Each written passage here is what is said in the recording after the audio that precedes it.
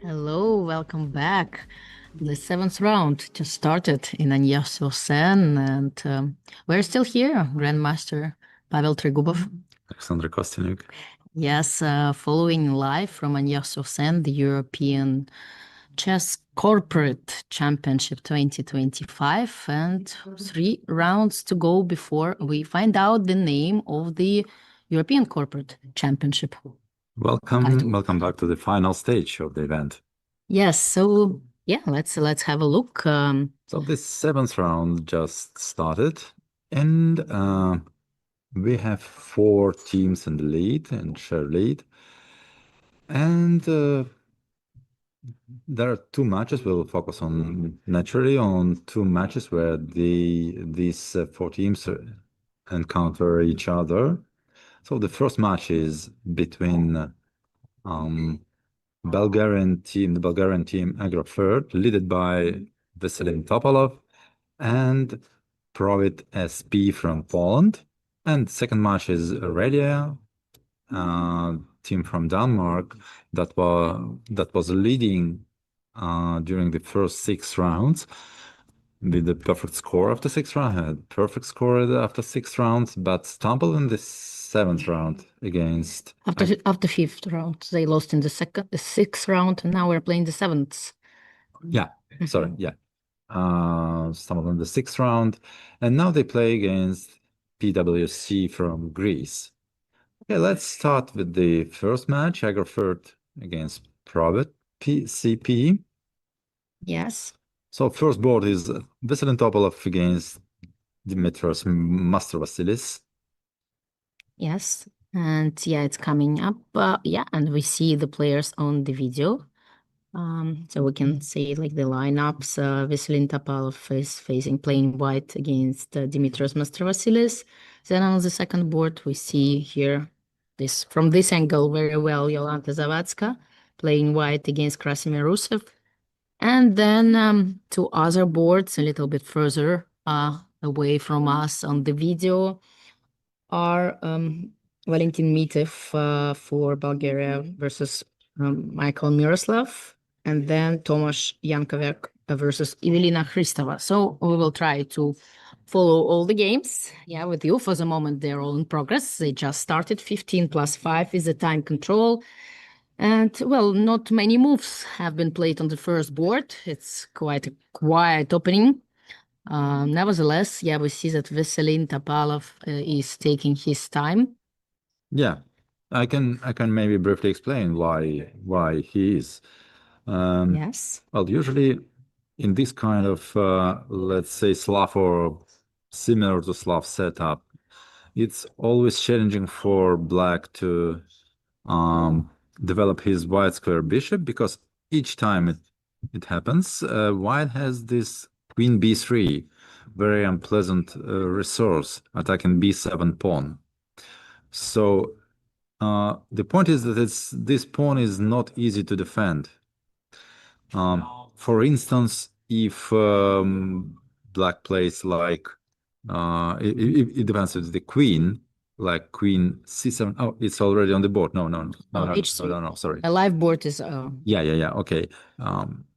The point is that if it's dependent with the queen, then d5 pawn will be hanging, unless Black played queen d7, but then knight e5 would be a problem. yes, well, queen c7 is still possible because the bishop there. Yeah, but my idea is that white should most likely take c takes d5 first before playing queen b3, because because if queen b3 immediately, then maybe queen b6 is possible. So if I start with capturing on d5, c takes d5, c d5, queen b3, after queen b6, queen takes d5 would be possible.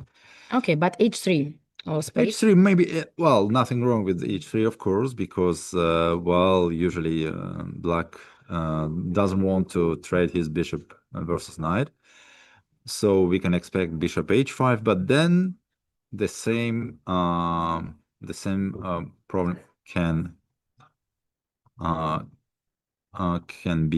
happen. So c takes d5, c takes d5. So I cannot see right now. I cannot see what's wrong with c takes d5, c takes d5, queen b3.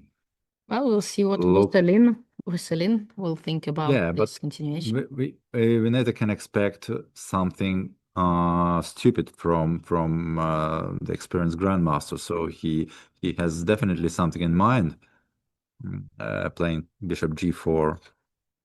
So let's just try to understand what exactly. After c takes d5, black is willing to capture on f3, and queen takes f3, queen takes d5, something like this. No, even c takes d5. Maybe this is the way to proceed. Yes. Okay.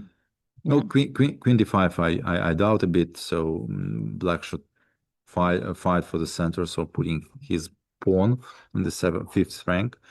Yeah, but this is possible. Still, I don't like very much it. Because giving up the bishop, I mean, in these circumstances, is not something we are looking for usually. But yeah, this is possible. So, but we see that Veselin Topalov is a bit surprised with his opening choice. Well, it looks a little bit provoking, you can say, like moving away the bishop from c8, thus leaving the pawn on b7 unprotected. And of course, like, it's understandable that white feels like punishing his opponent for like neglecting and leaving without defense the queen side. But okay, there are many things to consider. So it's understandable that Topalov is spending his time trying to figure out the best way to proceed. We've mentioned several times that this time control allows it's kind of slow play at the beginning because, well, yes, it's a rapid game, but still 15 minutes on the clock, and you can spend quite a few minutes in the first stage, opening stage, to find out the best way. And then, like, it might be easier for you to play a little bit faster. And g4, yeah, that was my question. I think with the same idea. I think it's played with exactly the same idea. So bishop to c, and now c takes d5, yes. Oh, okay. But it looks quite risky, right, for white to play g4 because it feels like it's weakening the long diagonal quite a bit. Yeah, weakening long, yeah, and then white will not be able to castle probably short after this move. Feeling like, well, it's a very concrete decision, like a very brave one. And also, what will happen after c takes d5? What is the right? Bishop b5 probably is the idea, no? Knight c6, knight e5, something. Knight e5, yeah, maybe not queen b3. So it's a bit different idea, because queen b3 can be met now by bishop e4. Yes, well, it doesn't really. C takes, yes. Anyway, okay. So we're gonna have quite a battle straight out of the opening. And you see that white weakened his king side in order to push the light squared bishop away from the queen's, like from the diagonal h3, c8, in order or not to let it get back to d7 to protect the king. So yes, now we're expecting something like queen e4, bishop b5, or knight e5, some kind of active moves. Because, well, white already weakened a lot of squares on the king side, pushing for some active play in return.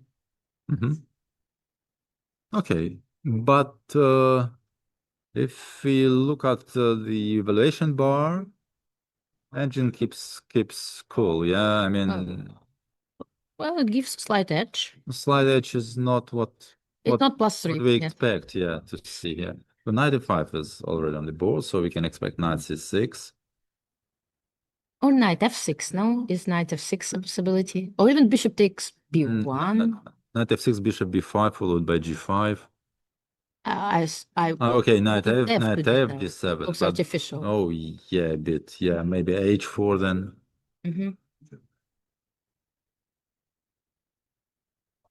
Well, but still, I mean, black needs to be careful about this bishop b5, queen e4 ideas.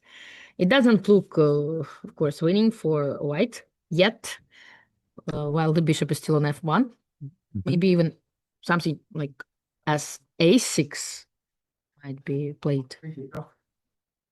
Like in this Caro-Kann style, just to control the b5 square, just to stop the bishop from actually getting there physically. But then queen b3 maybe. Okay, yes. And queen d3 would be. but what about very queen annoying. c7, right? You like with double attack, you know? Oh yeah, that's a good question. Yeah. Maybe this is a trap. Yeah, don't think so. But well, even knight c6 doesn't look that bad. I mean, bishop No. b5, okay, rook c8. I mean, it doesn't look Or queen bad. c7, or queen c7. Or queen c7 doesn't look as the end of the world.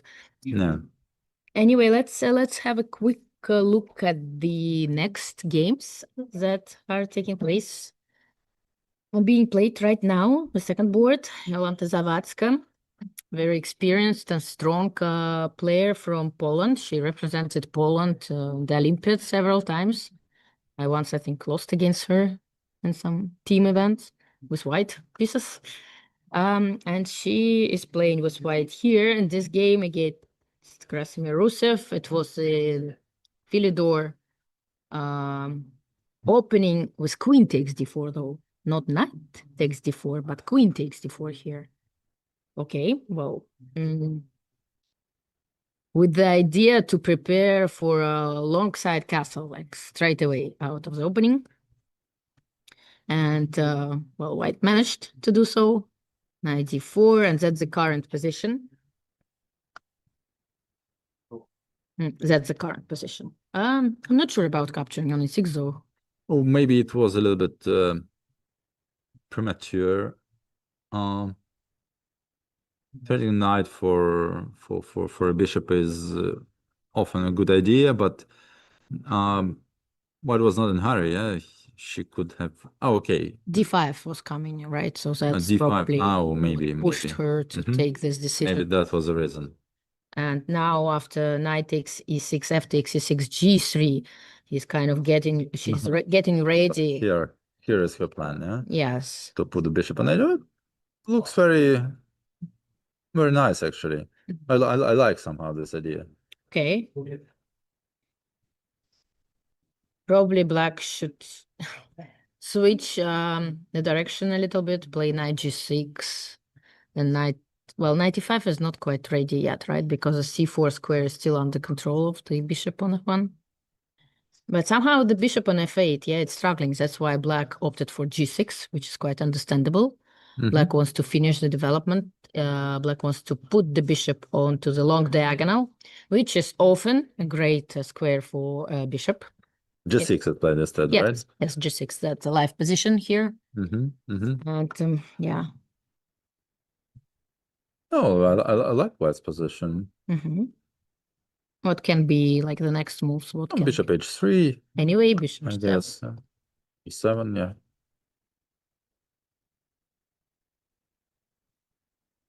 Not maybe nothing serious, but maybe just one White can just try to increase pressure on e6 pawn somehow. But how? Yeah. Queen d3, queen c4.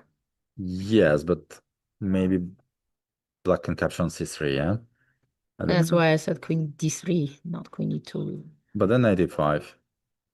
Then knight e5. Yeah, okay. I mean, those kind of Philidor opening positions, they often look quite promising for white with a lot of space advantage and like nicely placed pieces. But the problem is that black's position remains solid. And yeah, of course, white still needs some patience to improve it little by little, but black believes in his setup, believes in this solid position, and just hopes to play on counterplay in the next moves. Yeah, indeed. It's not an easy task for white to improve, but somehow I feel like a couple of pair of bishops and space advantage is there, and yeah, no, overall my feeling of that position is better. Maybe queen d3 still, knight e5, queen d4. So bravely. That's okay. I don't know. I feel like I mean, yeah, king b1, rook e1. I mean, a few useful moves can be made just before, you know, deciding on. And also maybe just bishop e3, f4. Yes, that's another plan, another possibility. But like rook e1. Somehow I like. Rook e5 anyway. Yeah, could not be a mistake. I mean, it's too natural move and But can bishop e3 is also, yeah, nice. I agree. bishop e3. Yeah. Knight e5, queen e2, preparing f4. Maybe queen d4 after 95. Yeah. Ah, even that. But okay, there is Oh, the okay, second one. the second knight. Okay, still not a problem, but Mhm. okay. Anyway, let's move on to game number 3. Mitiv Miroslav. Oof, white just captured on c6. It was some kind of a collie, yeah. Like again, reversed colors. I mean, white is playing with an extra tempo, some kind of Queen's Indian, I don't know, or a Slav defense position. And yeah, 95 f4. It's like a Pillsbury plan that was first shown a long, long time ago. But somehow it's still quite popular. I mean, it's very unpleasant when you see this knight on e4 supported by the pawns and white getting ready to, just to rock and roll on the king side. A3, however, and d takes c5. That kind of surprises me. I mean, this decision to capture on c5.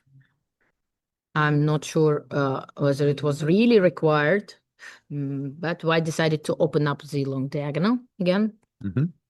And well, yeah, now something is happening. Yeah, looks premature. But even though, yeah, to me it looks a little bit like premature as well. All those decisions with capturing on c5. Still, white's position is pretty.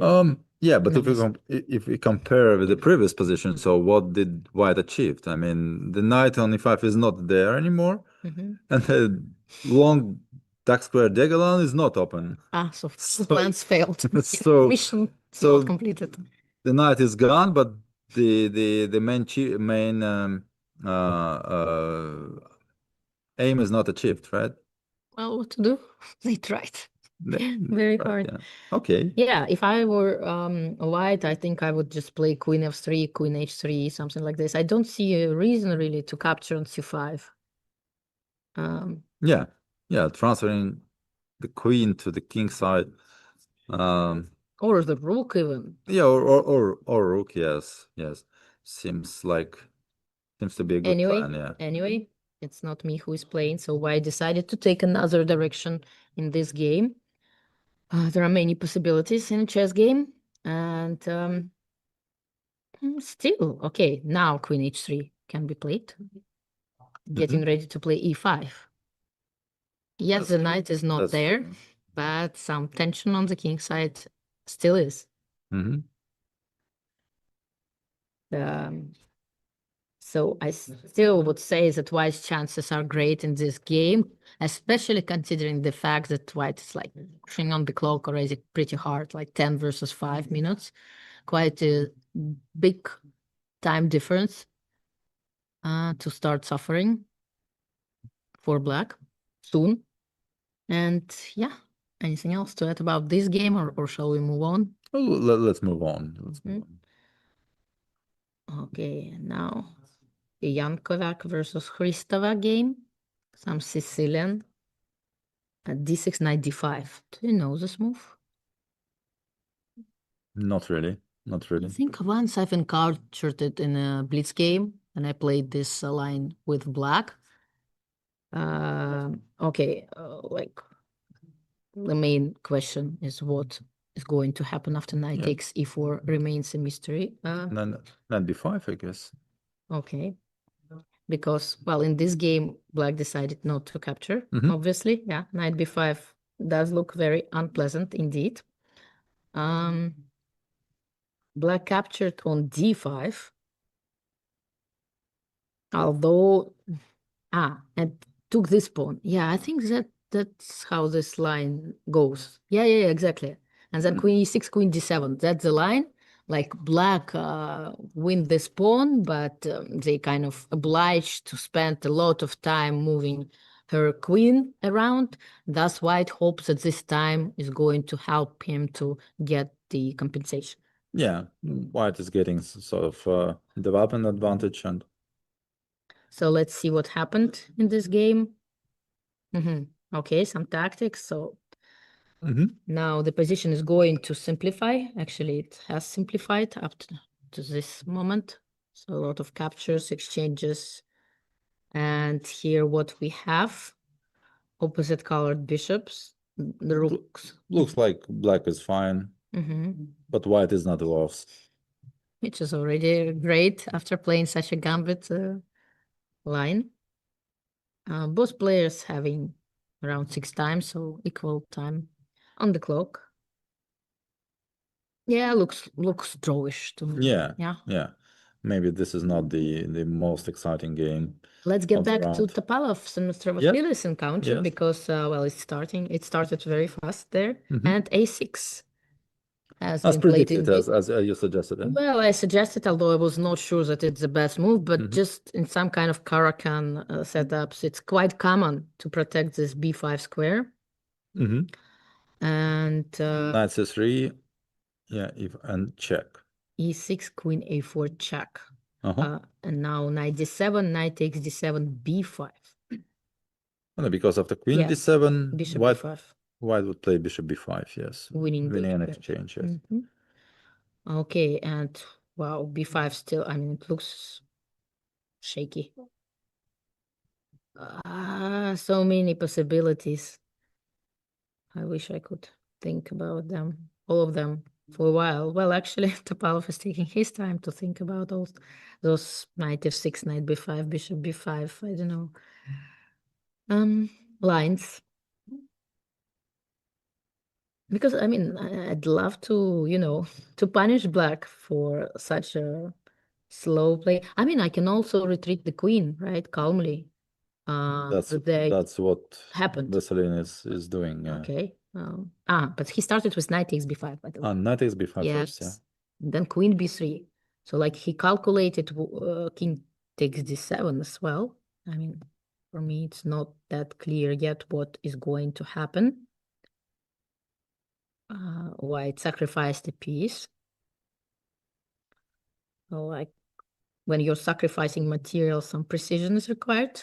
Because yes, the initiative is great, but yeah, the position is on the board already, and queen takes b5. Queen takes. Yeah, I was hesitating, but I didn't know. I mean, I didn't realize. The point is, this. Yeah, okay. After king e7, the point is to have queen b4, queen b4. Queen b4 first, okay.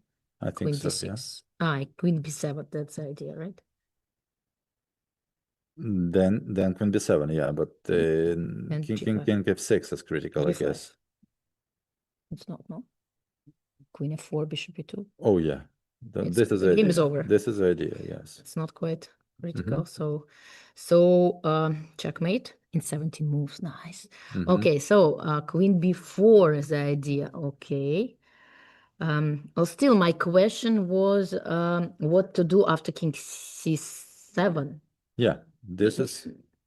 Yes, you don't want to put your king on the c file, but sometimes maybe you have no choice anymore, huh? Exactly. So, but then maybe maybe d4 simply, and white is threatening bishop d2 followed by rook c1. Or... I still have some time, no? Yes, but the problem is that black has some time. Yeah. So king c7 or even king c8 might also be possible, no? But king c7 is on the board indeed. Yes, because I mean here right now white wishes not to have this bishop on the board. Like then rook c1 would finish the game. But the problem is that in order to develop this bishop, white needs 1, 2, 3 moves to get the rook to c1. And time is money in business. Time is also quite important in chess. What to do? I mean, doesn't look very powerful for white. And if it's like if white does not find a good continuation, well, 2 pawns for a piece with the king on c7. Well, some compensation, but doesn't feel like enough. b3 was played. Just as simple as that. And queen b8. Again, quite understandable when you're under pressure, under attack, but with extra material, it's common to look for exchanges. And queen e2. Well, queen e2 looks like a bad signal for white. Well, yes, still some compensation, but it doesn't look, well, to me, it doesn't look enough. Yeah, because white pieces are not very well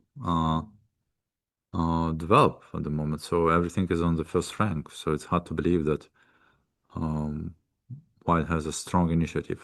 Yeah, taking all that into consideration, maybe like queen to b3 was the right way to continue here. Yeah.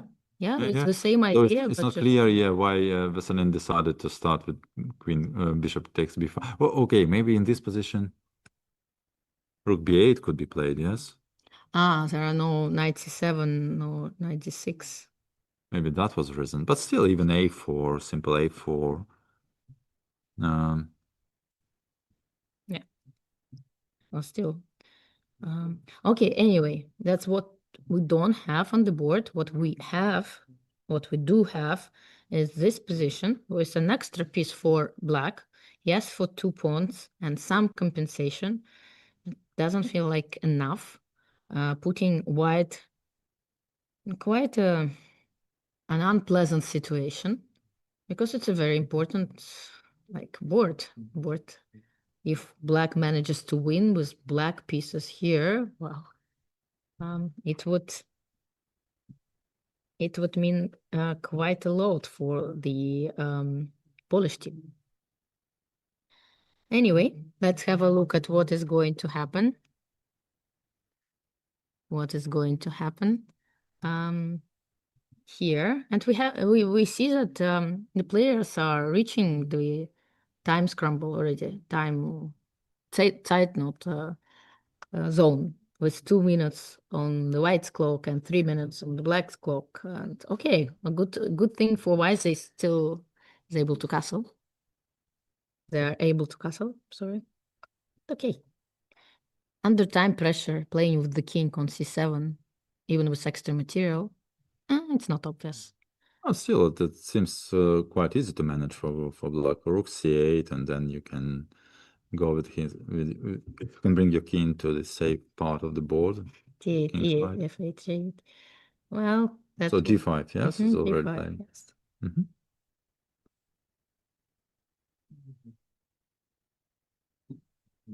Well, but I agree. Although, all in all, I agree that the situation remains very, very complicated on this board. Let's see what's going on other boards. Yes, board number 2. It's Philidor opening. I think black managed to get what he wanted. And also time difference doesn't agree with me. I still take white. You still like white? Yeah, okay. Still pair of bishops on the board, still some weaknesses like e6, g6 pawns.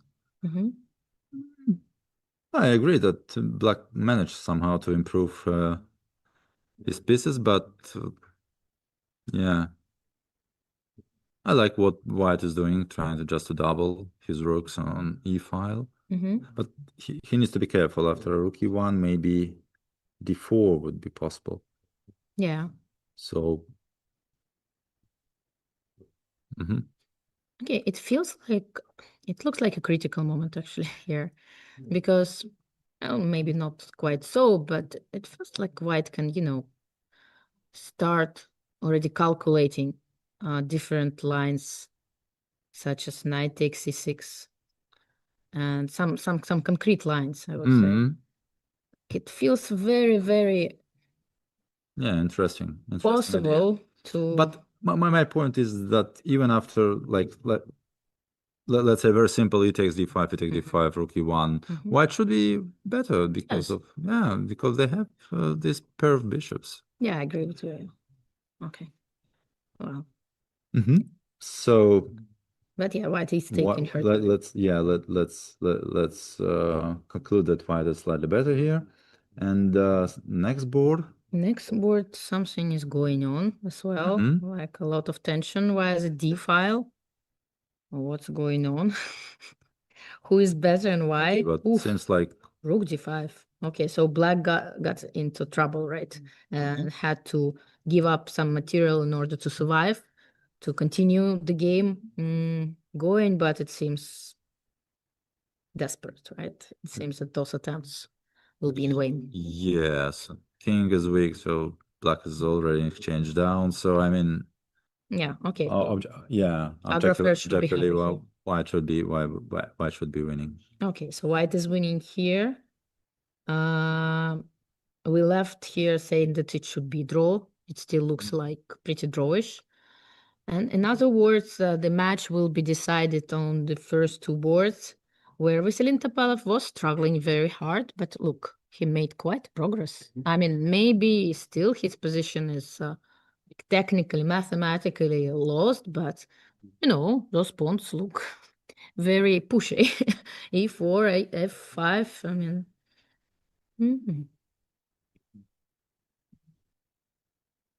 Quite an interesting battle for surviving, of course, but still, it's taking place. And yeah, the difference between grandmasters and less experienced players is often in an ability to fight on, even in very desperate situations. Grandmasters rarely give up easily. I mean, they will try to find any like possibilities to complicate, to ask questions till the very, very end. So it's really difficult to convert even a huge material advantage into a full point when facing strong grandmasters. And definitely Vasilin Topalov is a very experienced grandmaster, having played several world championship matches and winning many titles in his life. So okay, he's trying hard to complicate matters. That's a position. It's not being updated instantly, so we need to reload the board. So yeah. Any ideas what's going on? Knight f3, is it a threat? No, rook takes f3, right? It's possible. So that's why white played rook a to e1 with the idea to capture an f3 in case. Well, at least optically, it seems like he managed to complicate the matters. So indeed, what to do now? So rook e2. Okay, rook e2 is played. Okay. But then if just capture rook e1. Oh, sorry, knight f3. Knight f3 is coming. Yeah, still. Yeah, no, knight f3 is bad news. Yeah. Well, maybe something else then. Let's see what else can be played. D4. D4. But then we have to calculate knight f3 again. Knight f3 is a threat now. Like rook takes f3, queen g3, and rook yes, e1. and rook takes e1. So yeah, white has to protect King himself. h1. Yes. Like possible, but then okay, the second rook might come to c2. What about just moving his queen, like queen h4? I was thinking about that, but then it was not cleared. And bishop g6 is not possible because the rook is hanging. Yes. Yeah. Maybe, but then you have to calculate like rook e1 and knight f3. Bishop takes f3. Yeah, bishop and then rook e6. Yes, maybe. Rook f6 still maybe this is not the end of King the h1 split. King h1 was played instead. Yes. Now moving the king out of this check on f3. Yeah. Rook 2, yeah, so it's getting, I mean, the players, you see that the speed is now quite impressive. They're making moves really, really fast. So the technique, it's having trouble to follow this game. You need to reload it. Luckily, we also have the video, a picture. Yes. What about queen e3 now? Well, I mean, I don't know. I also need some time G6 is played instead. G6? Yes. Oh, with white, sorry, I thought black. Okay. Knight takes g6, queen g5, yeah? Okay. Okay, let's just watch and enjoy, because it's hard to comprehend. Like, okay, the idea now is probably after queen takes e6 to give a check on d8. Queen takes e6, yeah? But then a check. Yeah, I thought that queen takes e8 and bishop f3, and actually in this... Knight f4 is still there. Yes. Uh-huh. But okay, wow. It looks like just white is repeating moves, and black is happy to make a draw. Already happy. Already happy, yeah. And is white has something better? This is a question. That's what, yeah, Topalov is asking. Perhaps no, yeah? The answer is no. Draw. Okay, draw agreed. Draw is agreed. What is interesting that actually draw was agreed on the second board as well in the position full of life. Yeah, but okay, still. So 1-1, and then it seems like Valentin Medvedev is winning on board 3. 3, but still some technical efforts are required. But what's going on the last board? It's still drawish, like opposite colored bishop. Opposite color bishop, yeah. Okay, anything can happen on So seconds, but if everything goes as it seems to be, according to the plan we described, so then the Bulgarian team he's will losing. Sorry, I'm sorry. Oh no, he's winning. I cannot calculate material. That's will win with the minimum score, yeah. Oh, G takes H4, for instance. Queen takes, then okay, then it's tricky. Yeah, sometimes this position are drawish. So with the H pawns, of course. Yeah. yeah. So, And the problem with the rook F7 is rook C2. Oh no, they no, H3 is coming, yeah. But maybe okay. King G2 should be played then. Wait, rook H7 checkmate is threatening. How to protect from Oh, it? this is a position already, yeah. Well, it's changing. It keeps changing. Sorry, it keeps changing very fast. So rook F7, King H5, and yeah, that's the current position. That's the current position. Oh, okay, the black is losing yes, the exactly. piece, yeah. So the game is over now.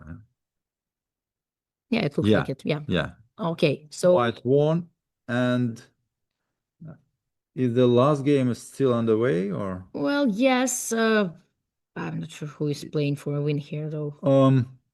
How to say, but The black is playing for a win. It's getting more complicated now.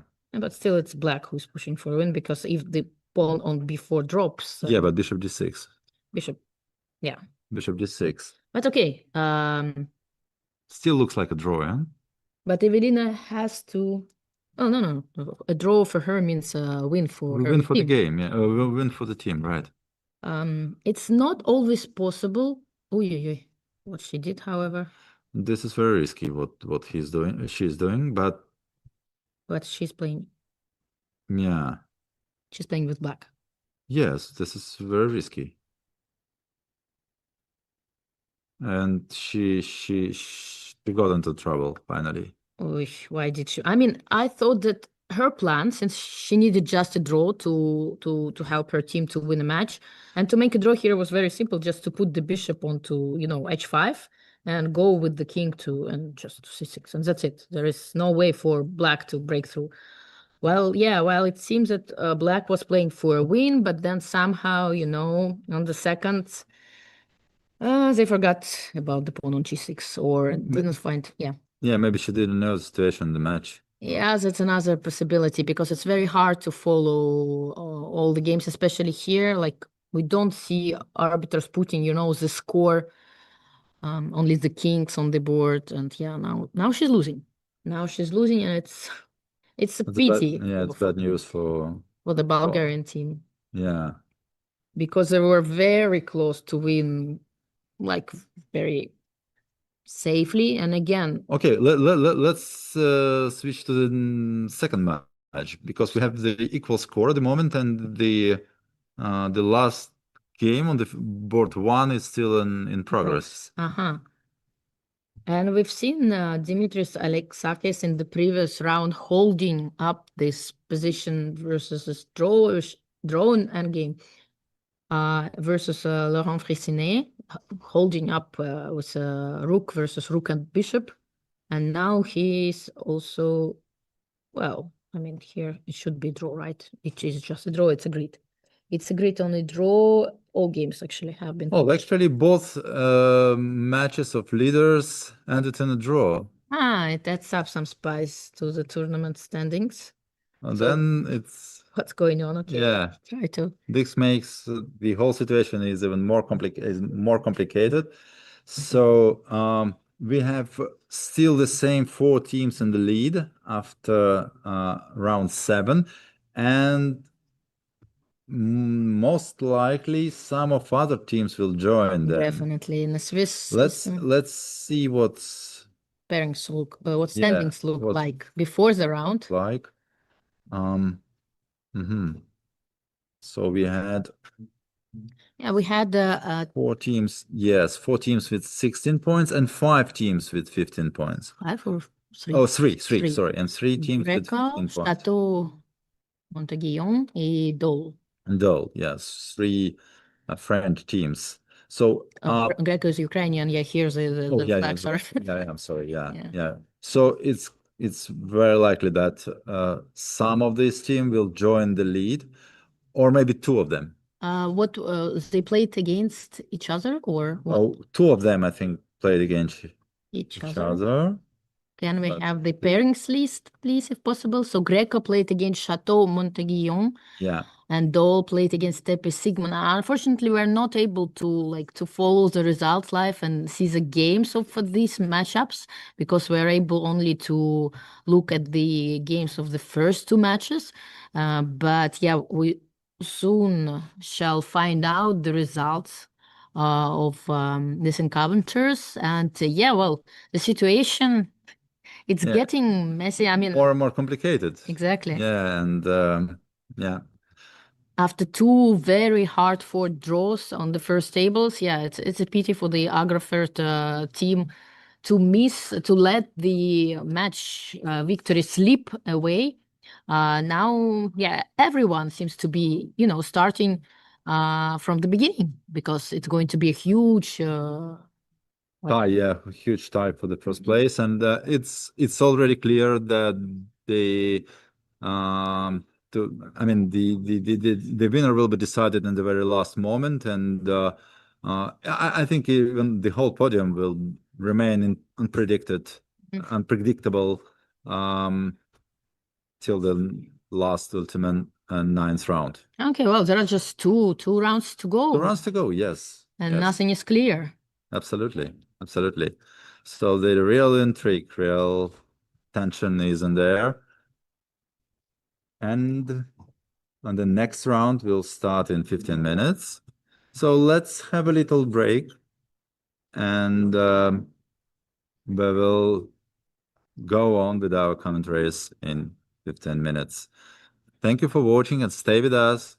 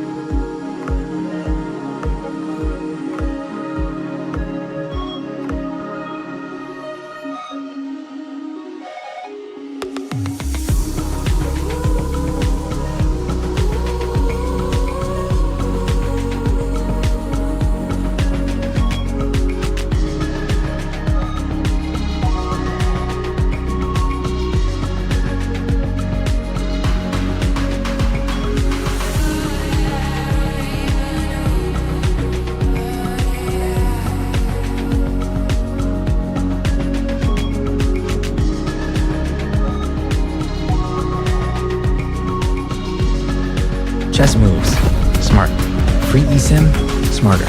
At Global Cell, we believe in empowering connection on and off the chessboard. That's why we've partnered with the European Chess Union to bring you a gift as strategic as the game itself, a free eSIM with 100 megabytes of data. Staying connected has never been this simple. Just scan the QR code, install your eSIM, and enjoy seamless global connectivity. Global Cell supports over 190 countries. Global Cell and the European Chess Union, a checkmate for connectivity.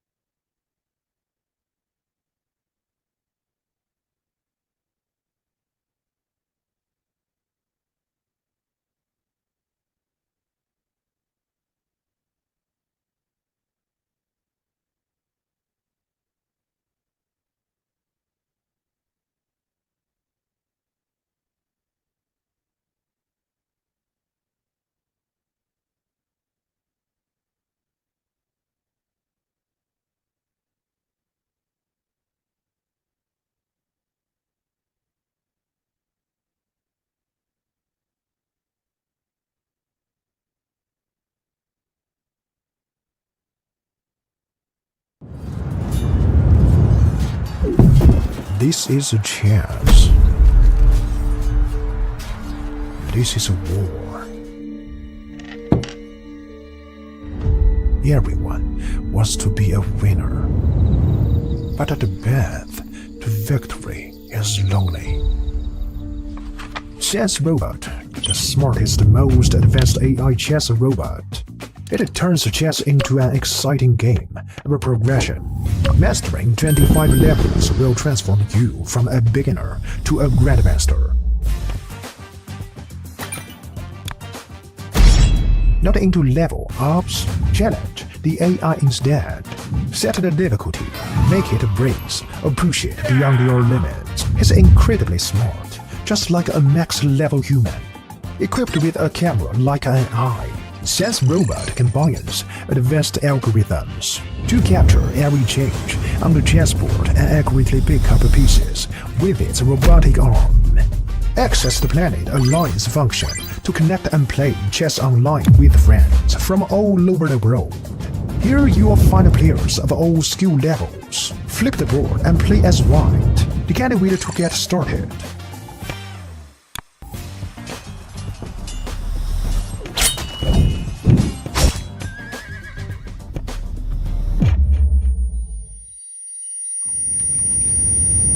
New to chess? We've got a better way.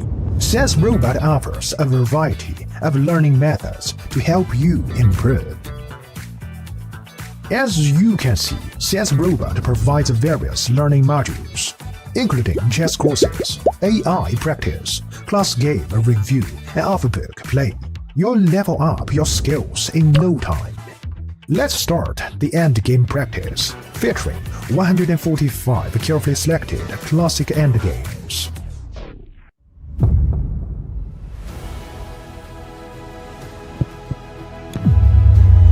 Now you have a greater chance to become a winner.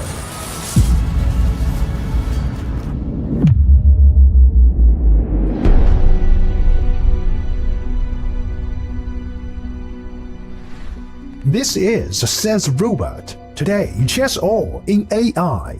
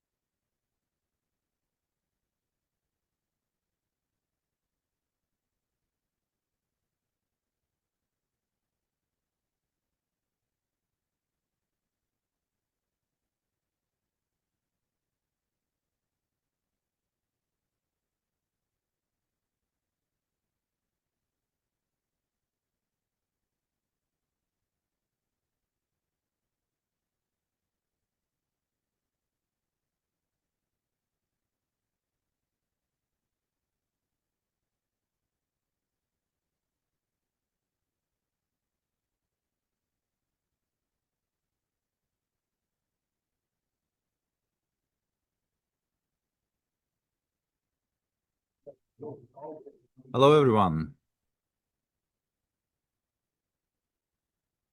We are back to 1 year to the 8th round of the European Chess Corporate Championship. And we have a very special guest with us, Maxime Lagarde. Hi. Hi, Thank you everyone. for coming. Thank you for joining the broadcast. For having me. Yeah. Could you tell us a little bit about your impressions on this event? Yeah, actually, I played last year for Château Montéguillon, and okay, I've just arrived this morning from World Cup. And Oh, this morning. Yeah, this morning. So, and I wanted to come just to cheer up for the team, you know. So now I'm here, and I'm happy to commentate a bit of the games. Did you follow a little bit how the things are going here? So we have now 5 teams in the lead and joint lead. And first 2 matches are played among those 4 teams, of course, and 1 more teams went down for the match against I think Global Rumblers. So let's follow closely these first 2 matches. The games just started, and we see the on the first board of the first match, Igor Kovalenko with white playing against Mats Andersen from Radia. So we have a clash between Ukrainian Greco team and Radia from Denmark. So, Okay, so Darsh, yeah? yeah, very famous position, nothing special. Okay, A3 is very interesting. You don't put your knight in C3. First, you want to take in C5, then play B4. Okay, in C4, it's the normal reaction. Yeah? Yeah, the most principal way to proceed, yeah? And now, okay, it's very theoretical. So I'm not very used with this kind of position. This is not what I play. Maybe you are more used to it. Yeah, but A3 is something, very unusual for me. Usually, in this kind of position, we go to the setup with the isolated pawn D5. So at some point, white takes on C5 or black takes on D4, most likely. Well, most often white takes on C5. But A3 is something special. And now at a C4, knight C3 is played. So, well, white is ready to play B3, right? Attacking black center. Yeah. So black should undertake something to. So okay, so there are many plans here. Either you play with knight e5, some bishop g5 sometime, and even f4 if you want to play, but you have to be careful of the e4 square, or b3, obviously to attack this d5 pawn. So how black is supposed to play here? Castle, I guess. Castle b3 I don't like, huh? Castle b3. You just play. Okay, maybe h6 is more. Not castle, castle, How do you react on b3? Can you play knight a5? Okay, knight e5 is played instead of b3 is not played yet. So b3 is not played. Knight a5. I see. Okay, this is the point. After b3, knight a5 would be played anyway, yeah? So okay, knight a5. No, the game is. Yeah, knight a5, knight a5. So how do you continue here? Bishop g5, no? Looks logical. Yeah. And if bishop is 6, then maybe f4 that you already mentioned, yeah?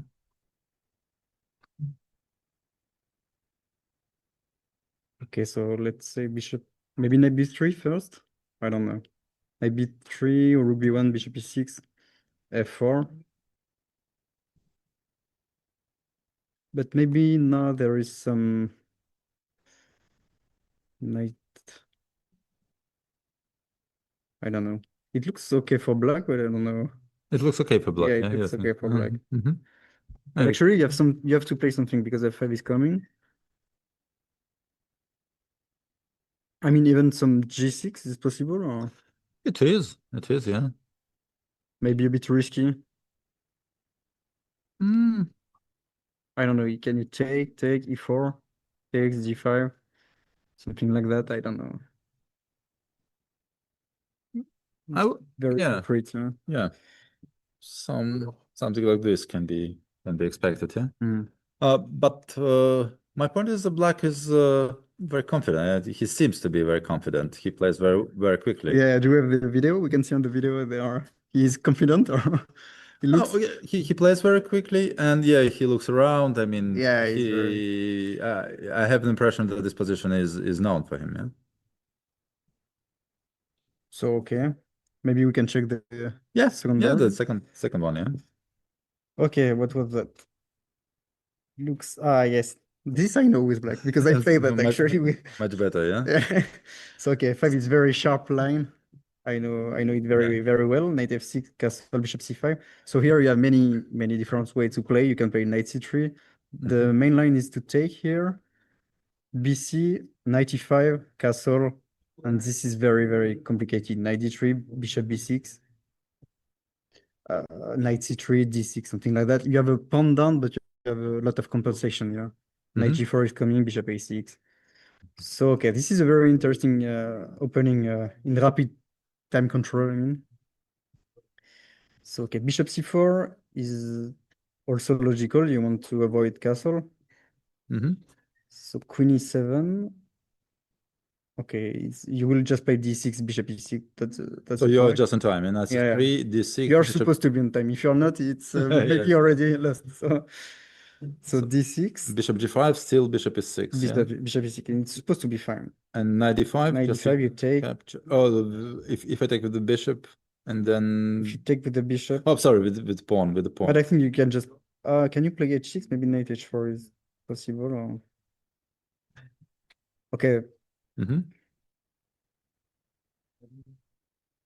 it's supposed to be fine. Okay, h6, that's the main move. Knight h4 even takes. I don't know. You have to calculate that. Maybe you can have some compensation. I don't know. It's very concrete. Because otherwise, what can you play? Yeah. I don't know. Well, what about queen d7? You want to play this one? I don't know if it's okay. Actually, maybe you will play knight e7. Castle. I want a castle. Play c3. Maybe you don't have time. Like I will play before a4. Knight e7. Knight e7. Can I grab the pawn? I don't know. Yeah, maybe you can. Yeah, and Bishop d5. I don't know. yeah, You bishop have d5, the bishop queen here. a6. Yeah. No, but actually, maybe you can just play long castle immediately. Yeah. I then don't.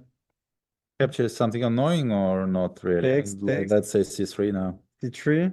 And I just play h6. But maybe just take before a4. I don't know.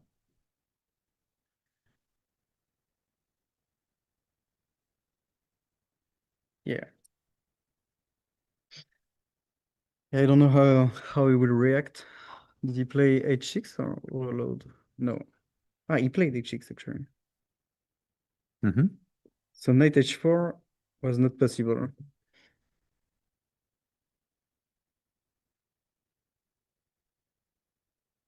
Or maybe it was. I don't know. Maybe it was. I just missed this opportunity. Because this knight's for sure fine for black, no? No, looks now. Yeah, looks like it's fine. Like I prefer black.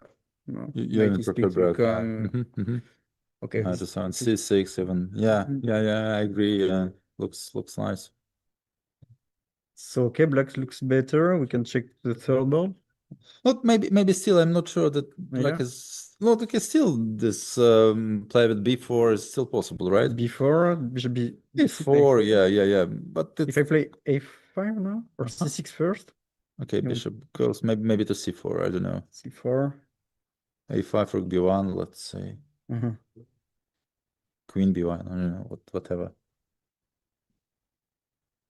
Yeah, maybe it's not so easy to. No, still very unclear, right? Very complicated. Okay, I'm always overconfident in this kind of position with black. You know, when the f file is open, I'm always you're happy. happy. Yeah, you're happy. But the problem here, you cannot castle shows, right? Yeah. I just need 2 moves actually. This. This. Because I would play rook e8. Okay. But d6 is hanging, right? You Yeah, play you don't have time. Knight e6. Yeah, okay, maybe it's not so clear. So like actually, that's the game he played before f4. uh-huh. So the bishop I would maybe even prefer to have this bishop on e7, right? Just it looks more active on b6, but actually I would prefer to have it on e7. It would be easier for me to Yeah. to finish the development. Yeah, So okay, maybe not so easy. maybe not so easy. Okay, let's see what's going on this third board. Third board, okay. So, okay, Queen's Gambit. Takes. Okay, this is the new line. Like usually we can just play like castle, rook e8, and we play very solidly. And bishop g4. The idea is to play c5 very quickly. Queen b3, and here knight d7. Okay, I think it's not possible to take because rook b8 and rook b2, and you have a lot of compensation. Bishop b4 is coming. So knight d7, bishop g3. Knight b6. Knight b5, okay. This is the position, yeah? This, yeah. Ah, they drew actually already. Oh, really? The game is over. Oh, yeah. So what was happening actually? Because I don't understand your... How do you play with black? Oh, good question. Well, maybe just castle, yeah? Castle? And you are bluffing. You say Sort of, yeah, all in, yeah. I have enough compensation, but okay, maybe that's the theory. Maybe I don't know. I have no clue Knight c7. what this compensation is about, actually. Rook c8, knight b5. Okay, now, well, black should try to get use of his development advantage Yeah. somehow. But Maybe how 94. exactly? 94, maybe, no. yeah. Yeah, maybe 94 actually. Also maybe knight c4 threatening queen a5. Yeah, it looks dangerous for white. That's a bit strange to me to draw in this position. Yeah, because a bit. it's just starting, but okay. I don't know. Especially taking into account that the player who put black in this position, he had something like 6 out of 6. Ah, yeah. Yeah, Philip Bohr. Yeah, he was doing incredibly well in the first part of the event. I don't know what is his current score, but he was very impressive actually. Let me see.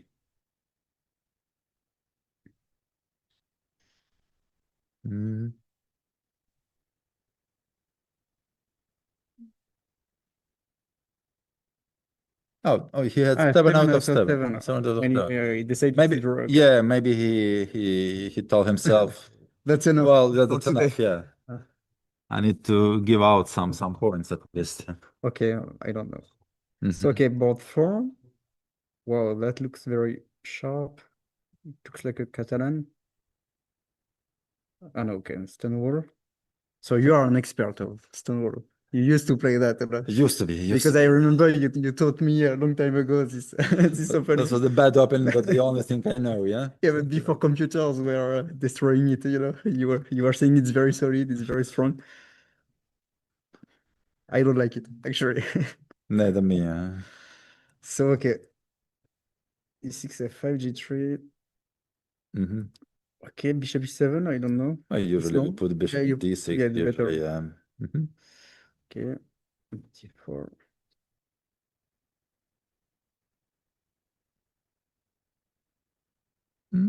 Okay, if you play a3, you have to be sure that e4 is coming, otherwise it can be dangerous. Like g5, a4 can be strong. He didn't play that actually, but yeah, but black just ignore, yeah. like Which something was very like that. strange, giving out e5 square for the bishop, so somehow knight b6. I don't know, maybe it's not so. Still possible, yeah.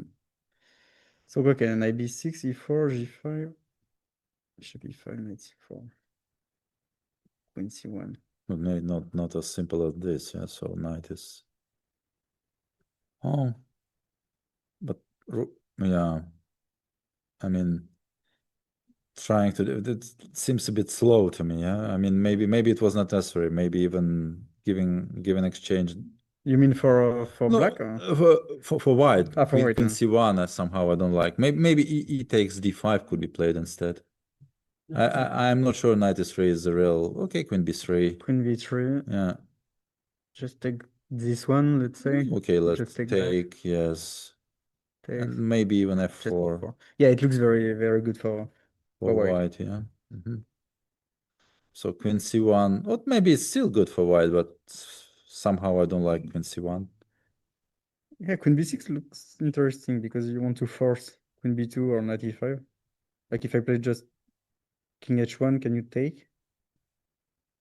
But okay, Still like white, yeah? Yeah, me too. Yeah, okay, it's a bit superficial, I don't know. So the second match, maybe? Okay, Topalov? let's take a look, yeah. Topalov versus Dimitris. That's very nice, actually, that Alexakis. Topalov is playing. It's cool to have such a players Of course, playing this. yeah. So is he still playing very aggressively like he used to do? Okay.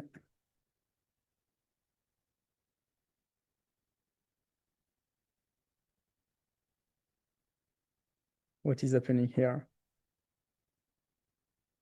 So black is attacking this pawn, you cannot protect. Yeah.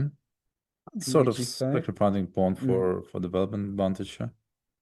Looks like. Bishop A6. I don't something. understand. Yeah. Queen B5 isn't. No, what is okay, Bishop A5? Yeah, this is Queen B5 was the point. But yes. still that? Queen E2. Mate, that's nice. yeah. Okay. It's a nice trick.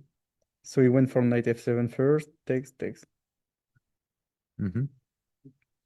That looks, I don't know actually. Double H, huh? Yeah, it looks better for white now. The king is. All in all, yes, the king is a bit exposed. Bishop D2, knight F6. Okay, that's interesting. Can white castle? Can you castle? If I take, you just play Queen B3. Yeah. Queen B3, yes. Queen B3. And yeah, this is probably very good for white.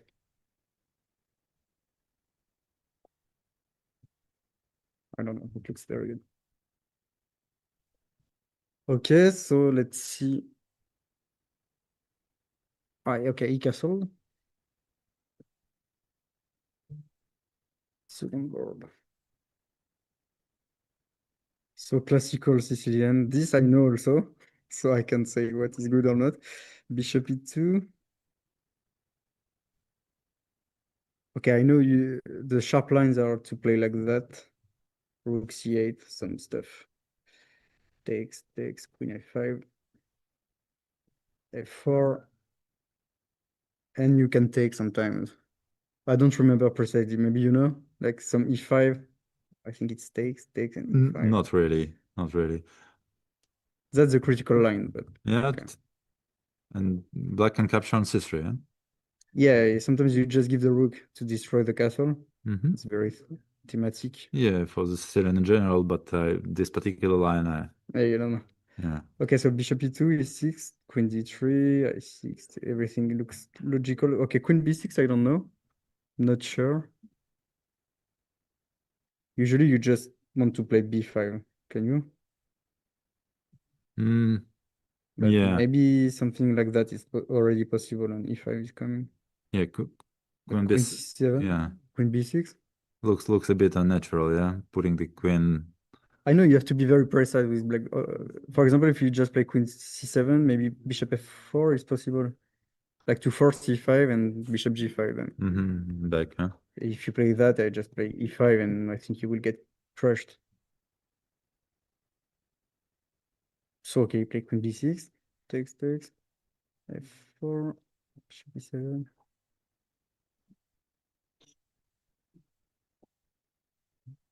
And this is supposed to be fine also. For black, yeah? For black, because your king is safe, I'm sure. Yeah, so I have no time to deliver annoying check on. Maybe you can from play G5. queen Yeah, G3. what about queen G3, yes.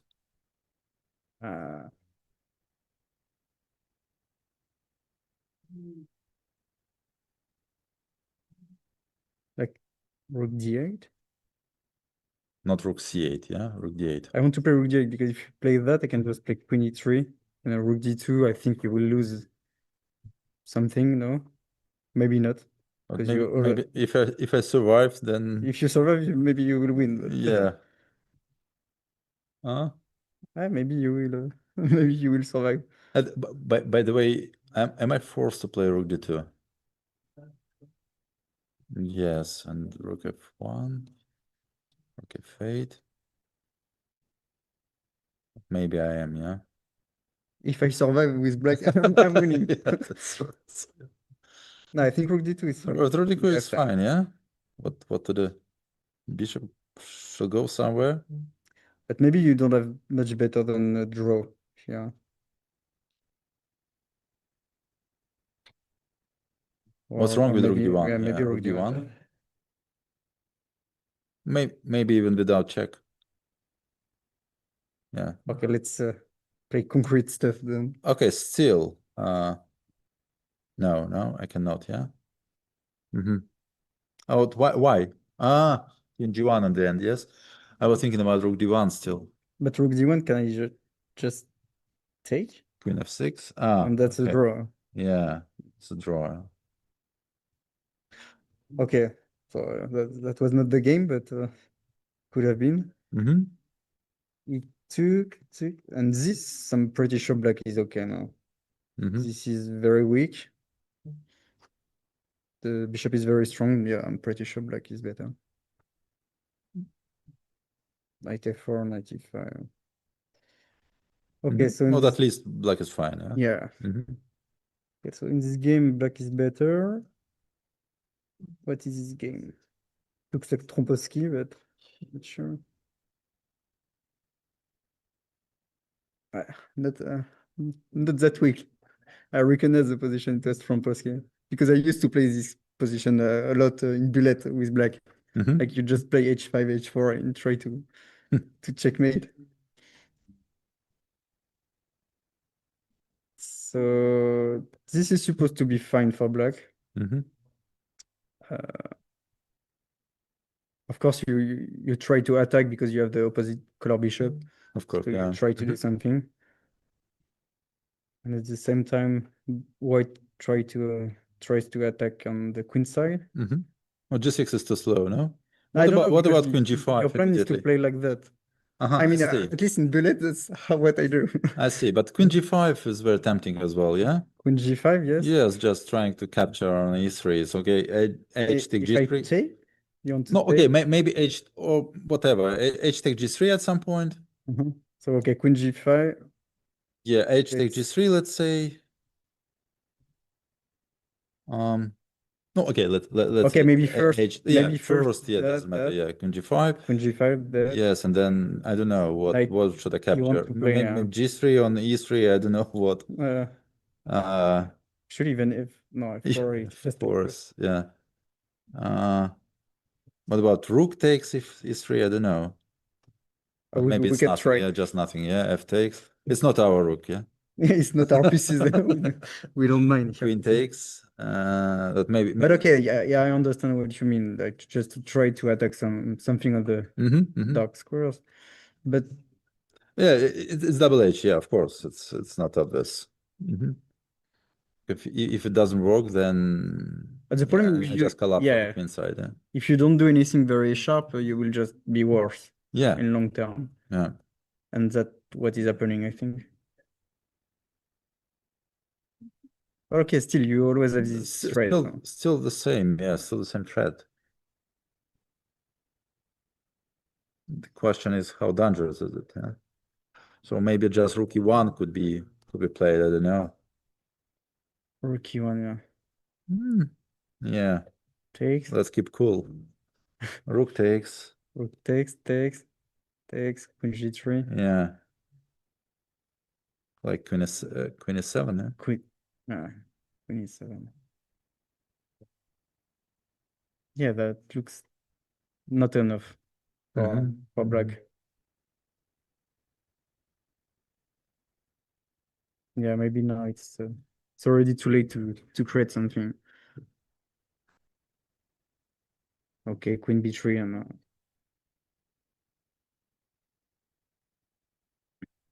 okay, so fifth board there is none. This is the fourth board or what? This is the third board, yes, and fourth board There's something. seems very complicated as well. Okay, so King's Indian with his bishop g4 ID. Okay, you want to put pressure on the d4 pawn very, very quickly. Castle knight d7, c5. So it's kind of Benoni structures. You want to play a6 b5. You want to put your knight here. Yeah, but usually when black is ready to give up to trade his bishop versus knight, Yeah, he's supposed to get some I mean nice squares for the knight in the center, like e5, knight goes to d4, right? This is a process of eliminating this knight. But here it was not achieved, so I think even after h3, white should be better. yeah, it should be better because actually in Benoni you don't have this pawn and this pawn, which is better because Yeah, you can have some majority on the queen side. Yeah. You have some counterplay with b5. Yeah, Yes, here you you don't. just you don't have much play. Huh? It's okay, knight e6. Actually, I'm not even sure about exchanging dark square bishops. I would not go for it. Yeah, I would go h3. h3 H3 is the simplest way. Yeah. takes, and then you go You back. go you can back and play, f4 and so yes, yeah. some stuff like that. Maybe it helped black. Okay, here you want to put your knight here, so maybe knight e5 was 95 c6. knight e6, knight d4 was better. No, but knight d6 I don't like this move because this knight has no perspective. Usually it's misplayed on b6 in this kind of Indian structure, so just b3 maybe. Okay, 4, a5. No, that looks very, very bad for black. Okay, now he decided, he understood that the good square is here.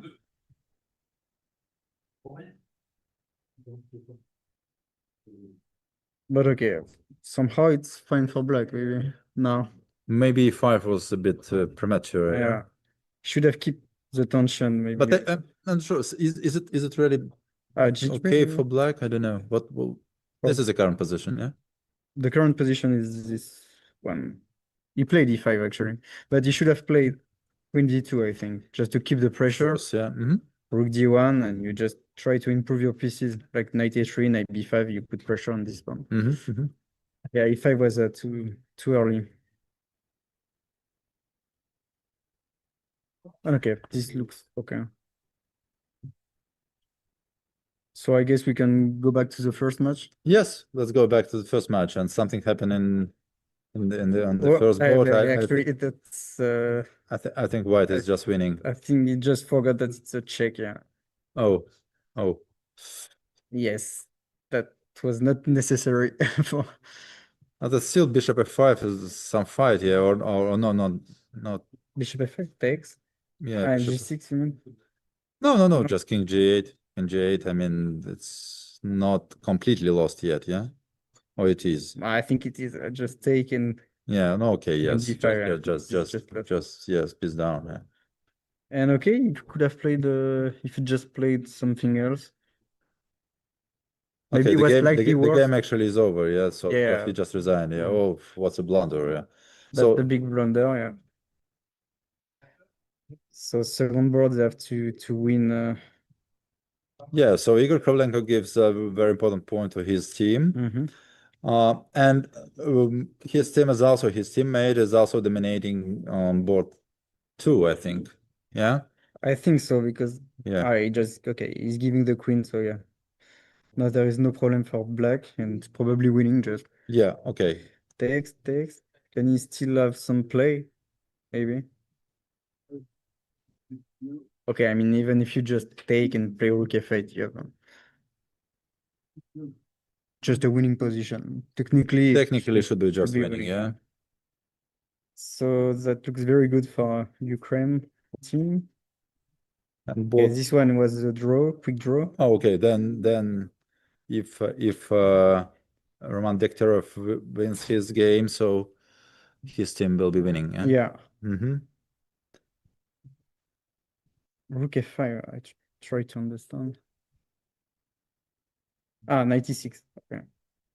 The idea is just Rook F5, 96, and you just claim to be slightly better, maybe.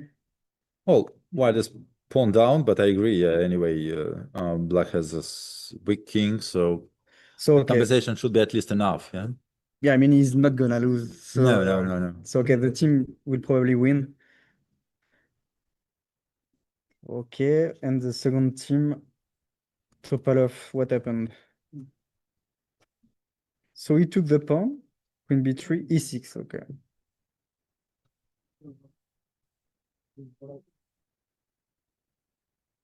Rook e1.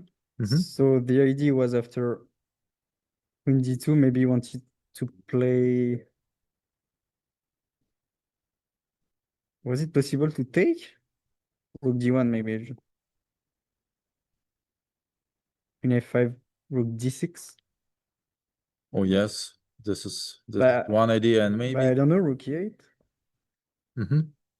There should be something clear after that move. Let's find.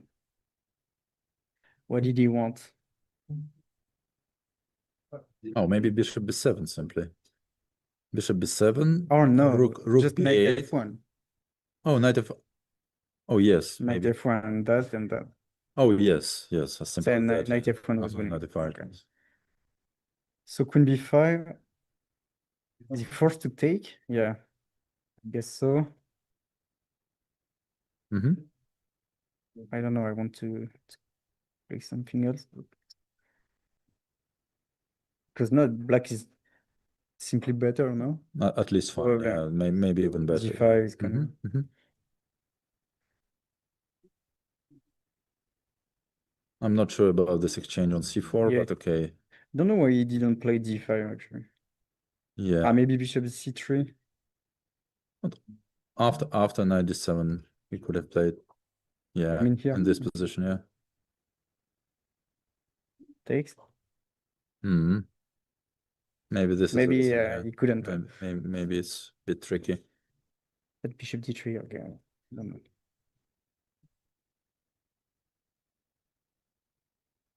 Because now black can press a bit. White can press. White can press it. Oh, but f4 is f4, yeah. 97. Wow. Interesting, yeah. That looks strong. At least interesting. So pawn takes, no choice, I think. No, you can take here. On b4. But then rook will go to the second rank. Yeah, take and just rook b7, I think, yes. But I'm not sure it's so. Yeah. Is it? Can play that. Bishop e6. Looks. If I manage to put my knight here and yes, but yeah, it's not easy to achieve, huh? But that's the game actually. So we will see. Oh, what was wrong with bishop e6? I don't know. Yeah, rook c7 and the pawn endgame is okay. Maybe not that clear, yeah. King c6, king e4, king c5, king d3, d5. But okay, white cannot lose at least. Cannot lose, but maybe draw, yeah. I don't know. I need to push the a pawn as far as possible. This you mean a5? No, white should put his pawn, yeah, as far as possible. Okay, but so still, maybe still a draw, yeah. Yeah, like a4. So I should play f5 with black. I'm not sure. Yeah. Should you? Okay. But still draw. Yes. Yeah. Yeah. Still draw. Pawn takes, Yeah, king this is d5, a yeah, draw. this is a draw, yeah. And you have time to.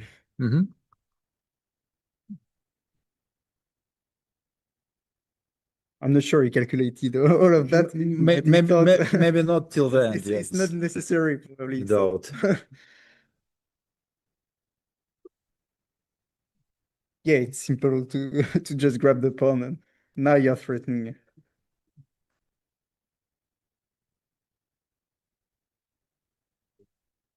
This should be winning. Completely lost, yeah. Bishop versus knight and pawn up. Oh. So Yeah, what's going on? this is So winning. Veselin Topalov is winning. Second board. Second board, yeah. White looks. They drew? They drew, okay. Oh, very strange, but okay, yeah, indeed. The game is ended in draw. Third game. Third game, What's going on? white won. White won, and so yeah, okay. So Veselin Topalov's teams won the match already, yeah. Yeah. And Ukrainian team, they will. Okay, maybe the game is not over, so we thought that it was completely winning, but this one, the game is still in progress. Yes, maybe not. That looks so completely easy. winning because Maybe not they're so losing the f4 point. Uh-huh. So this is completely winning, probably. Rook b5 is already played, yeah? Yeah, rook b5, queen f4. Yeah, looks No, this is winning. disastrous, yeah. Queen. Okay, that's a mistake.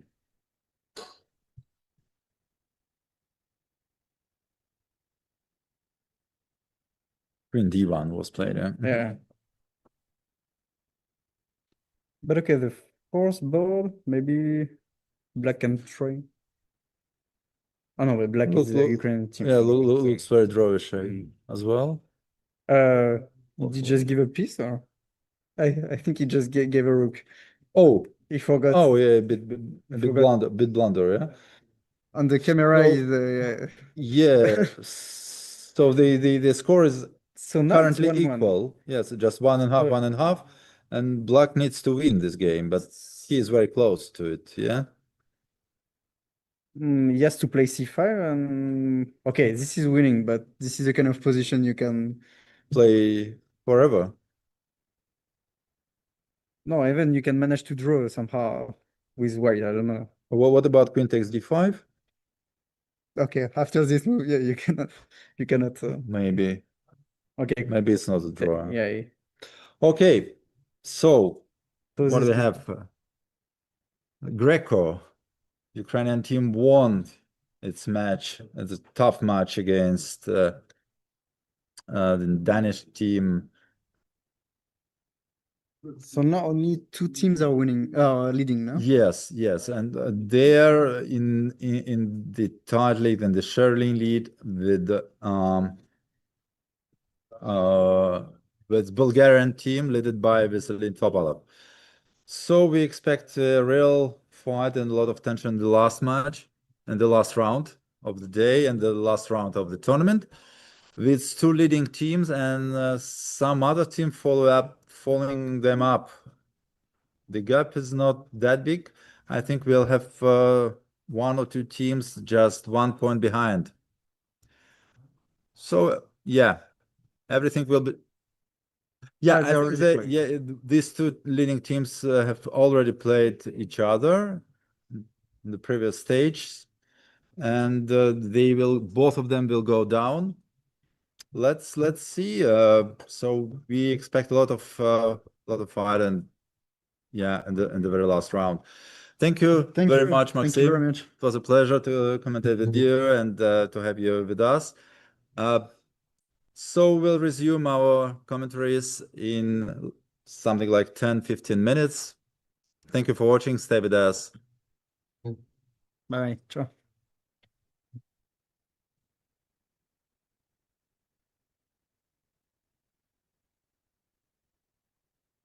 Yeah.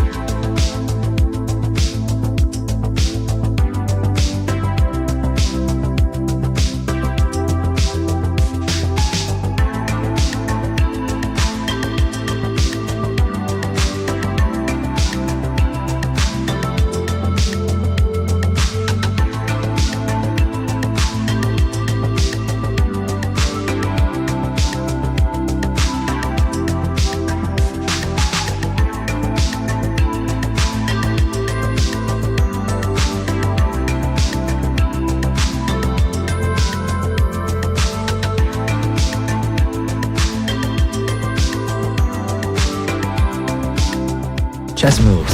Smart. Free eSIM. Smarter. At Global Cell, we believe in empowering connection on and off the chessboard. That's why we've partnered with the European Chess Union to bring you a gift as strategic as the game itself. A free eSIM with 100 megabytes of data. Staying connected has never been this simple. Just scan the QR code, install your eSIM, and enjoy seamless global connectivity. Global Cell supports over 190 countries. Global Cell and the European Chess Union. A checkmate for connectivity.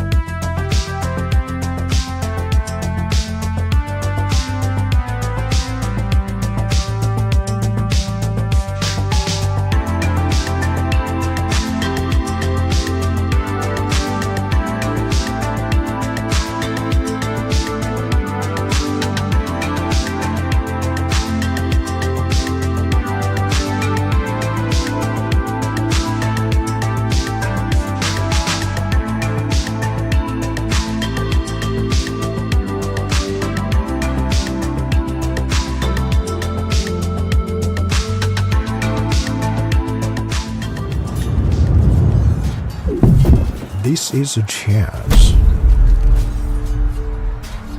This is a war. Everyone wants to be a winner. But the path to victory is lonely. Chessboard, the smartest, most advanced AI chess robot. It turns chess into an exciting game of progression. Mastering 25 levels will transform you from a beginner to a grandmaster. Not into level ups, challenge the AI instead. Set the difficulty, make it a breeze, or push it beyond your limits. He's incredibly smart, just like a max-level human. Equipped with a camera like an eye, Sense Robot combines advanced algorithms to capture every change on the chessboard and accurately pick up pieces with its robotic arm. Access the Planet Alliance function to connect and play chess online with friends from all over the world. Here you will find players of all skill levels. Flip the board and play as white. The can't wait to get started.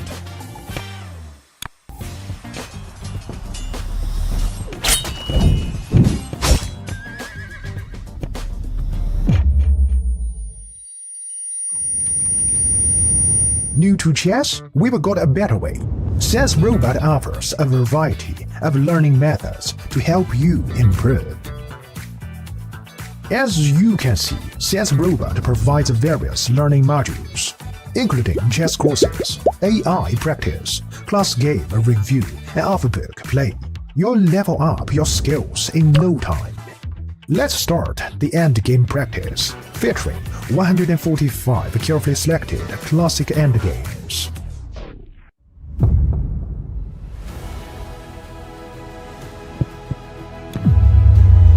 Now you have a greater chance to become a winner.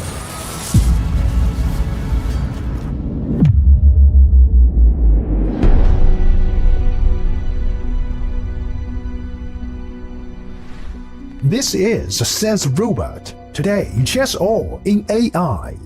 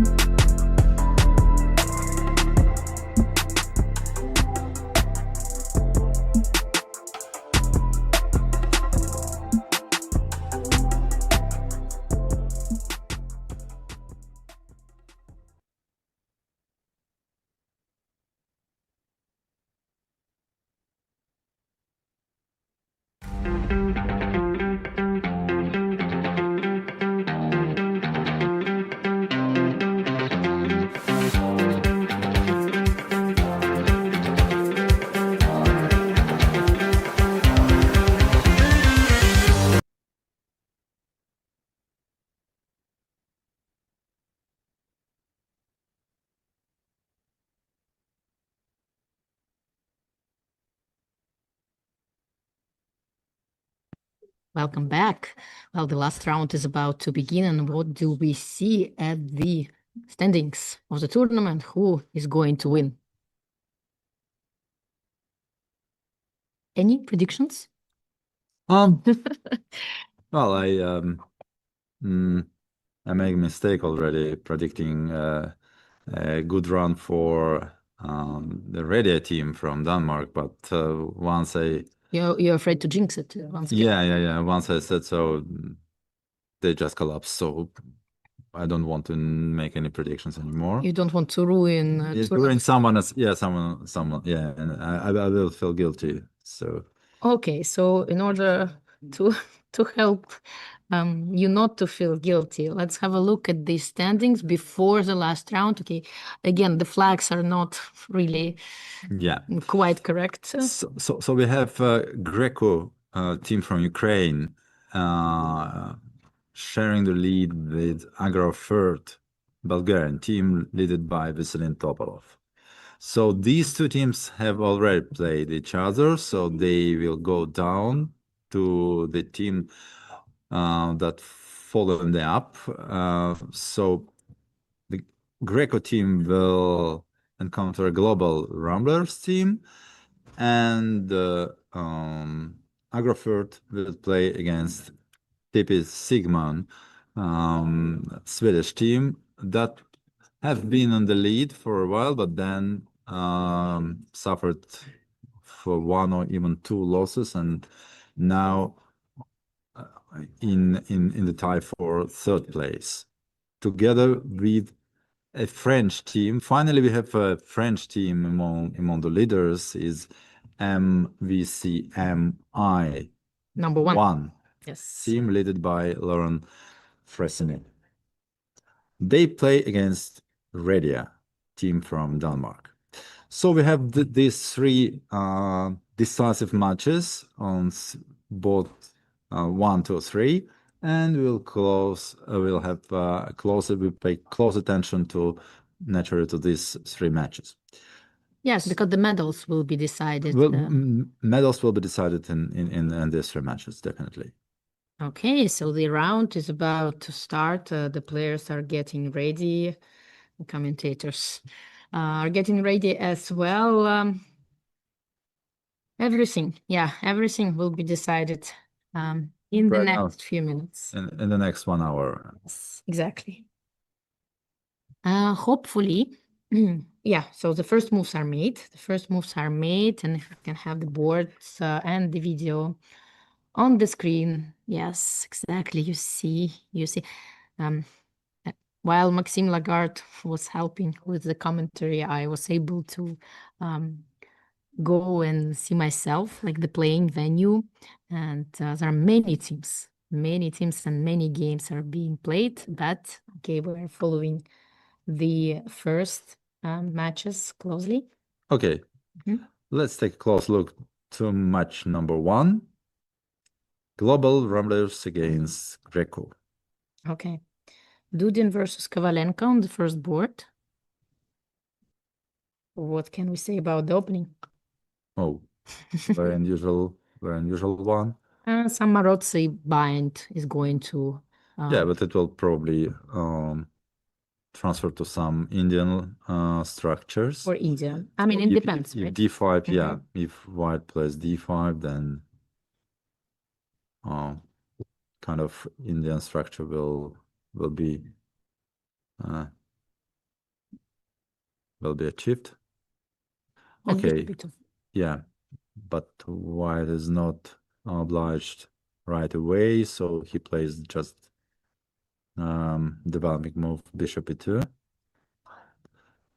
Yeah, for some reason, white is not eager to close the center. I mean, we've discussed it briefly several times during this tournament that, okay, in the real opus structure and King's Indian mostly here, it's a little bit different because black played c5, not e5, but still it's up to white to decide whether to close the center, yeah, and play d5. Actually, eventually white did make this move, getting some space, but okay, there are always like cons and pros when you're changing the pawn structure. You're taking up some space, but you're giving up some squares, and yeah, it's always a difficult decision.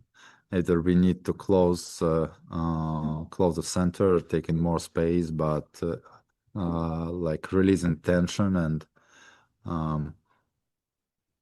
giving your opponent some possibilities to attack the center, or you need to keep tension, or you need to exchange. So there are always these three options.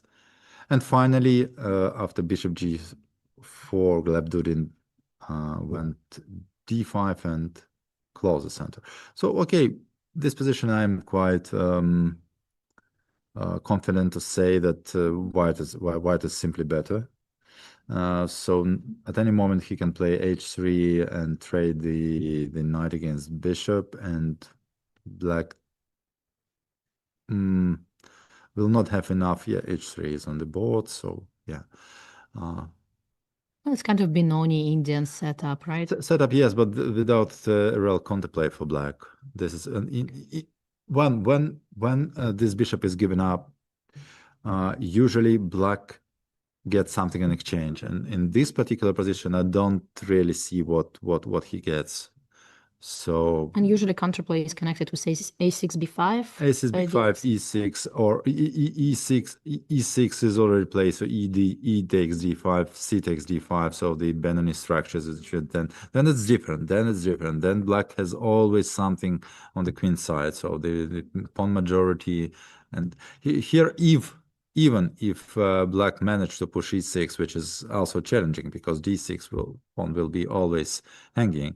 But even if at some point black push e6 and takes on d5, white can have a choice now. He is not obliged to take the c pawn. He can often take the e pawn, keeping advantage. So the pair of bishops. The advantage is mostly due to space advantage. So d5 pawn ensures sort of space advantage to white, and also the pair of bishops.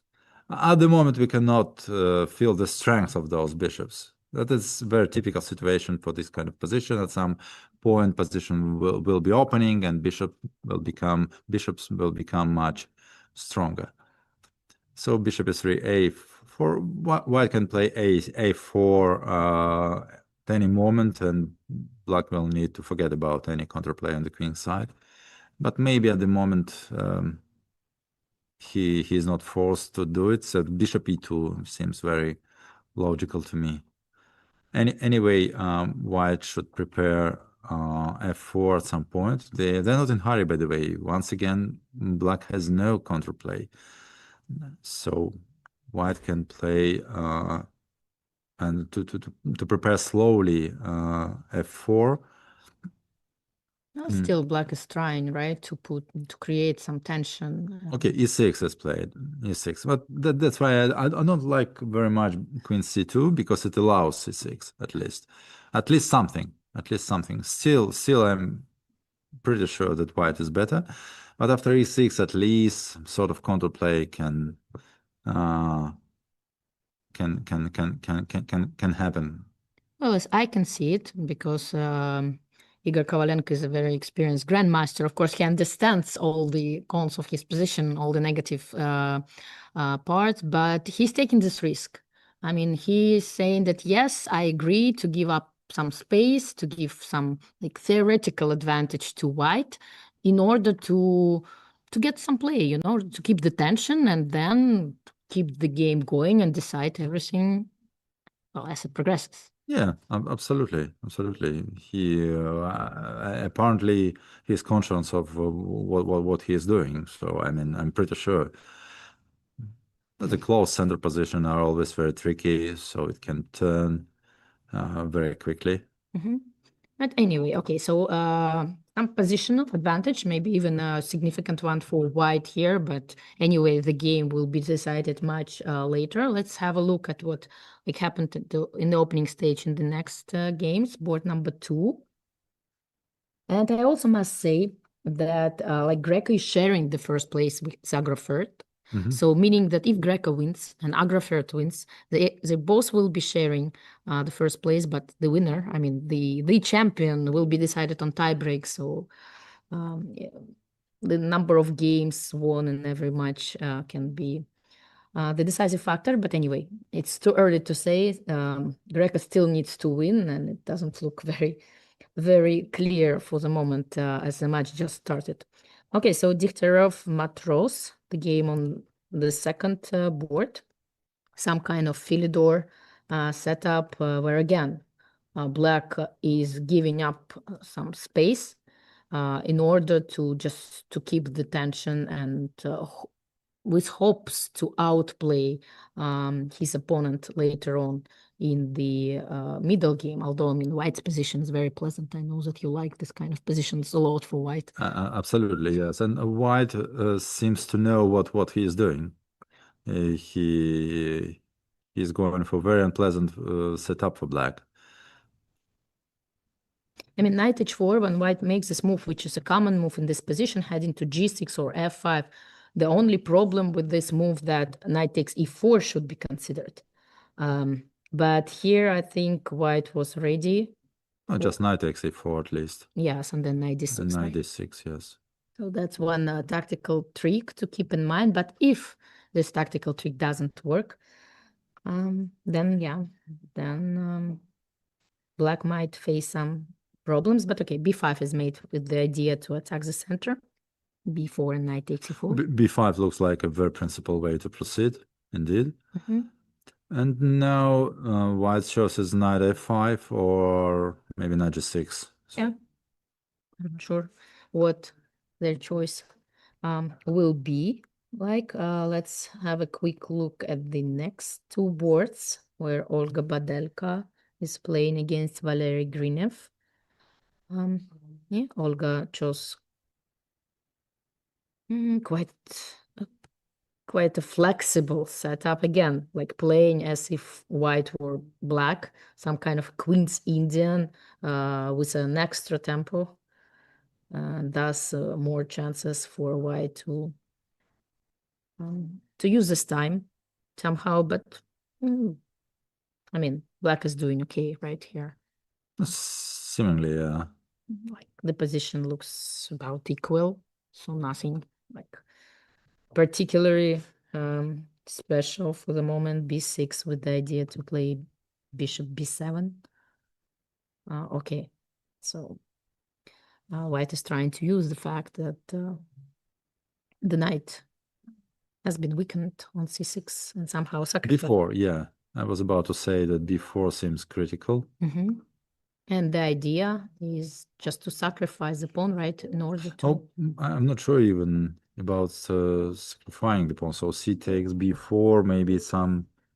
Knight okay, b5? a takes b4 was played already. No, knight b5 I was thinking about, yes, but I don't know what... That's the current position. b5. This is the current yeah, position. Yeah, black is still... Oh, okay, black cannot allow white to take on c5, so maybe c takes b4 should be played. It is played, yeah? Or yes, it is. And now, well, I'll understand what was... a takes before. Yeah, Olga replied instantly. Instantly, yes. Although, yeah, knight b5 was quite an interesting alternative, but Olga has something else in mind. Probably after knight takes b4. Just d4, yeah? Maybe even queen b3, and then no knight b4, d4. Knight d3 then. Ah, I'm sorry, yes, and knight d3, knight d4 doesn't work, yes. Okay. I think her intention is just to push d4, but pawn is a pawn, I don't know. Ah, well, some kind of Benko gambit style. Yeah. You know those kind of openings where a side just sacrifices a pawn for no particular reason. Yeah, but Olga looks very confident. Well, that's the way to play. And this is a way also to influence your opponent's decision. Chess, after all, is a psychological battle as well. We should not forget about it. Yeah. Okay, well, that's quite an interesting position, I must say, where white is offering a pawn sacrifice to her opponent, hoping. Well, maybe something different is maybe knight d4, bishop f3. Also, yeah, I was about to say that. And then, I mean, it looks pretty nice for white. Not after knight d4, one need to consider rook takes d4. Yes.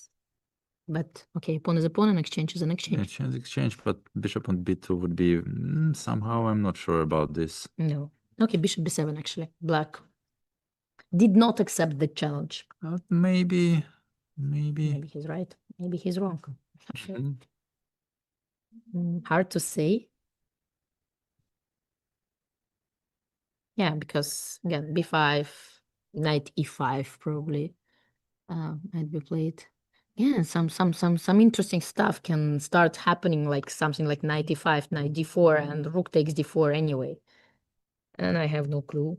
Again, I'm just a commentator, so I'm enjoying giving up those pieces. I don't need them. But the players might disagree with me. So we'll see what actually is going to happen. And let's just have a look at the force board just to understand like the current match situation. Okay, some kind of London system. Quite a common like position in this system. Okay, even though queen b3, queen b6 kind of heading towards endgame, but the endgame actually never happened. And black blundered a pawn. It seems so. Okay, but okay, who cares about pawns, right? If you have center. g5, Okay, so a pawn down. Black is a pawn down. And white has a clear plan of like h1 and even sacrificing on h6. Looks very dangerous. Yes. Okay, white is pushing. White is better and pushing in this game. So shall we switch now to the second match, or do you want to do so? Or maybe we'll stay with. Well, I mean, we can briefly have a look at like all the games there. So Topalov, Vasilin Topalov on the first board, playing for one of the leading teams, Agrafert. They're playing for the title. If they win this match, they might win the title. They will be in tie for the first, second. For sure. At least. That's guaranteed. Least, Yes. Guaranteed, yeah. And, well, what can we say about this position? Quite a complicated position.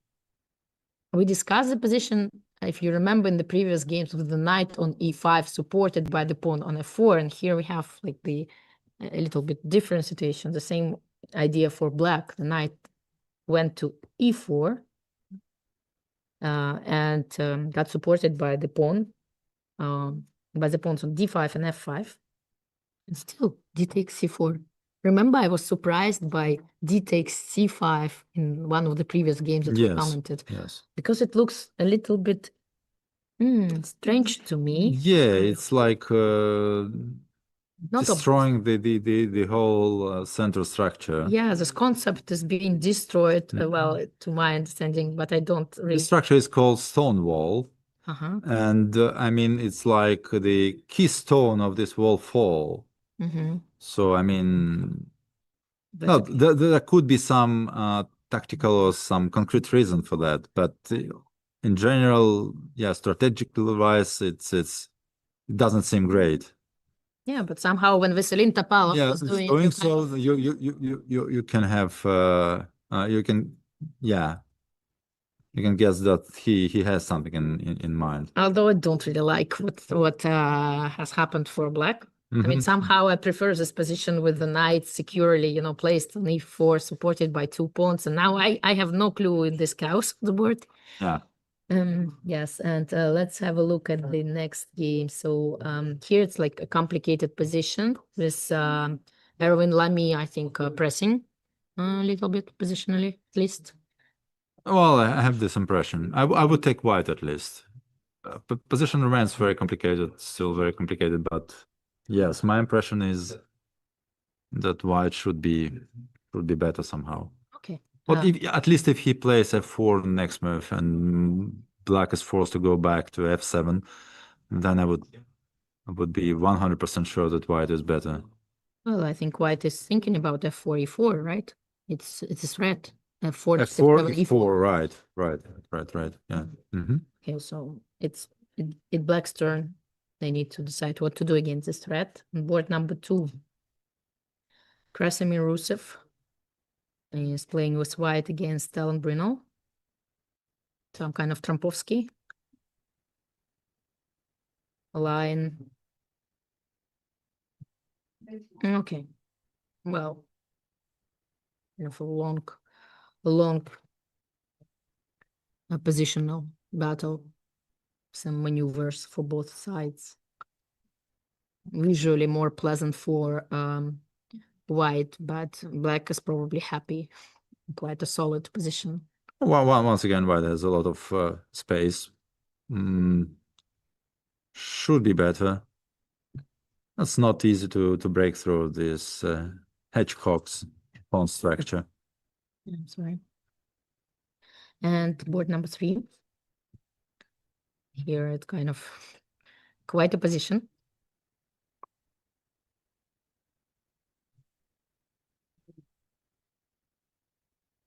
Let's see what happened. Oh, that's the same opening as in Dudin Kovalenko, no? Oh, yes. Very similar. It is. But white allowed to capture on c3, which usually... But d5 immediately and allowed this bishop takes c3 capture, which is never clear. I mean, it's always double-edged. So on one hand, the white gets this double pawns. On the other hand, black squares on the king side are weakened, and white can get use of it. But okay, many things have happened. And we have the endgame. Let's calculate the pawns in this endgame. Well, I mean, black has an extra pawn, right? Yeah. Am I correct? Only e4 pawn. And 6 minutes of time advantage. As simple as that, yes. I don't know why white gave up this central pawn. Just forgot probably about... Maybe just blundered. Okay, so Valentin Mityev is doing great. And it seems as he's on the way to bring 1 point to his team. Meaning that in order to win the match, the Bulgarian team will need 1.5 points on in the remaining 3 games. Okay, and Evelina Hristova playing Johan Siegleman on the 4th board. The bishop opening.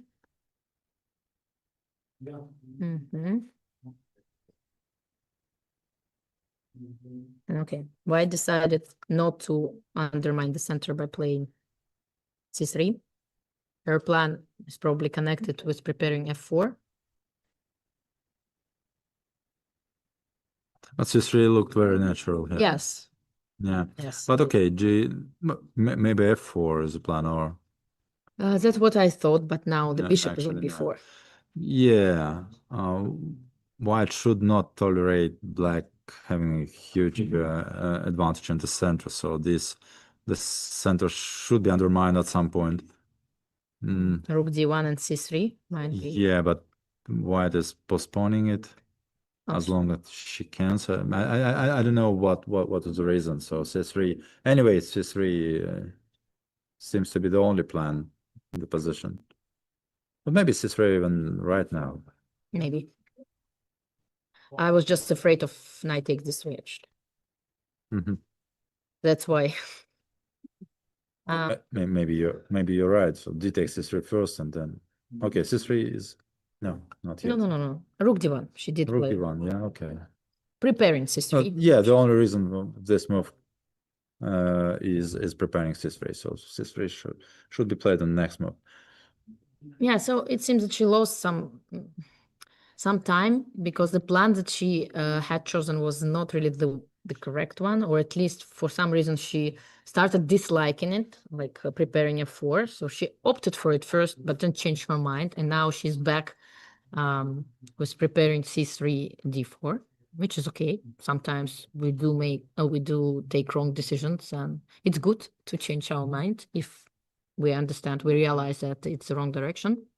Okay, but I mean, so fortunately for her, the situation on the board did not change radically since I mean 10 last moves. So for the moment, as I can see it, the chances for the aggro-fair team are great. I mean, they're like somehow Veselin now is doing okay here. Like even though White did manage to play f4 and e4, but somehow second board is now better. But then Black stabilized on the first board as well. I mean, somehow even though White managed to like play f4 and e4, it's not getting anywhere yet. Second board, yes, is doing very well for the Bulgarian team. Third board is basically winning. And fourth board is not worse, at least. Yeah, so great chances for team Agrofert from Bulgaria. Let's get back to match number 1, where Greca is trying to win as well against the Global Ramblers team. But, well, on the first board, they are in trouble. White is winning, simply. An extra piece. Sorry to say. Oh, what happened? Well, how Igor Kovalenko lost a piece. So we left somewhere here. A4, A5 was played to stop counterplay on the queen side. Rook A4 was played to support this center. And then, okay, some maneuvers, exchanges, and E5. Black went through, broke through by...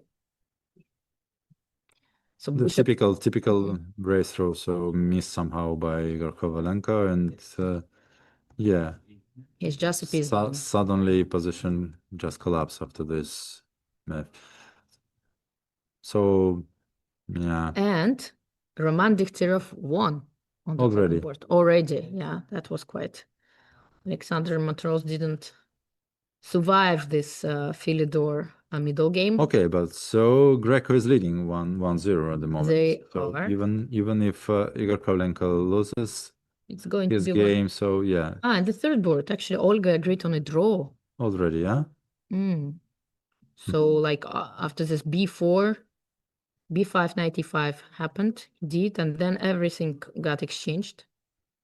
Although, I mean, it looks more pleasant for White to my eyes. That's tricky because B5 pawn is weak. So, but at the same time, it holds two black pawns. Right. But it can be attacked easily, yeah? Or maybe not easily. But anyhow, the game ended in a draw here. Okay, so it's for the moment it's 1.5 to 1/2 for the Ukrainian team, but we keep in mind that it's lost on the first board for them.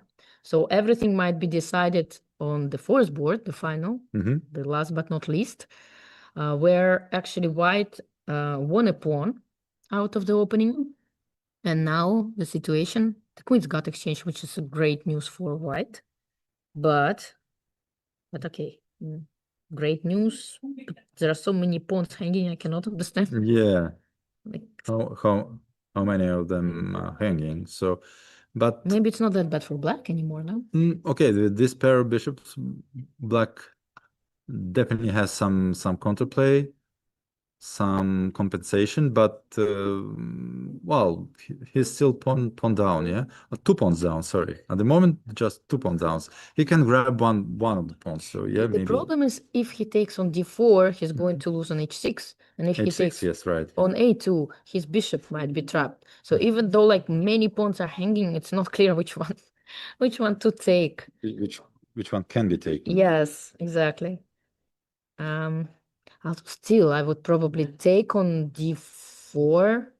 I'm not sure, maybe with rook takes d4.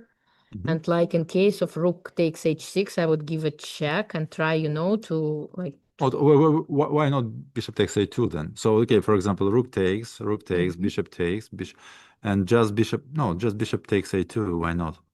Well, I was afraid of b3, but maybe you're right. I mean, it's not really like something to be scared. With bishop on d4, maybe it's not a real threat.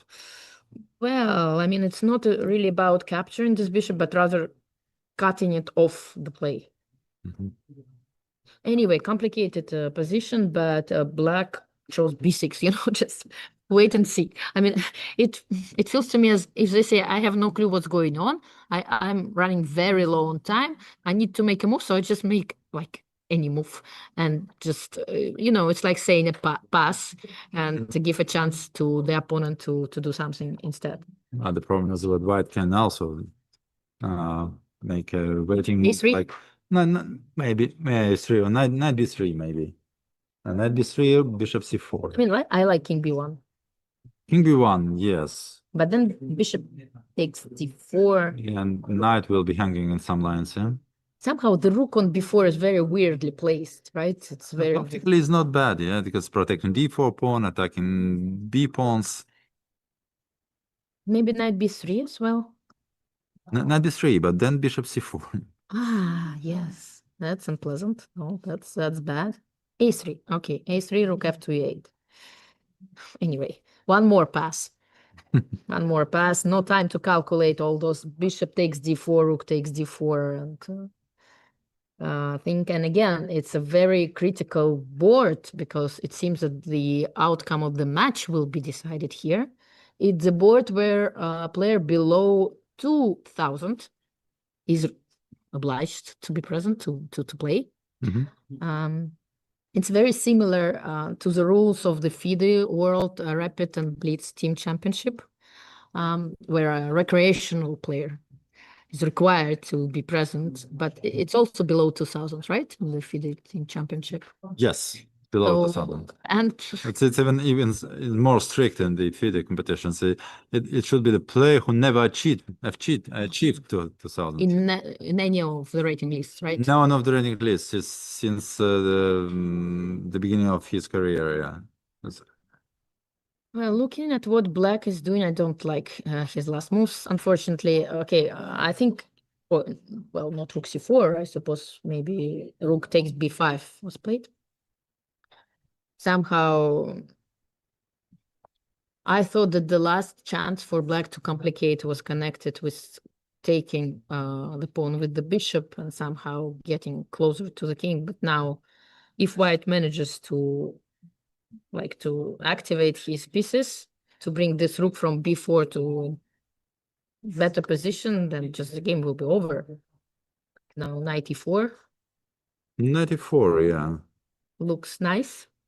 Maybe bishop g7, back to g7. Oh, the knight f7, knight f6 is a threat. Exactly. And well, rook takes c4 doesn't work because of bishop takes c4, bishop c4, bishop d5. I think it doesn't work.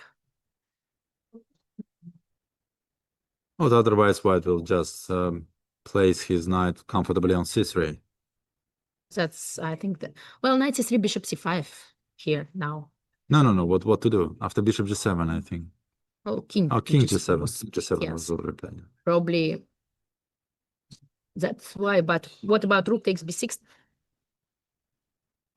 If I'm greedy, can I just capture on b6? g5, however, was played instead. Okay, well, g5. Like it starts shaking. It might be still very good, but then bishop c4. Maybe knight f6 after that. I'm sure that white is still fine, more than fine here, but you know, some pieces are hanging. 20 seconds to go for black. Just not enough time, it seems. Not enough time, but let's see.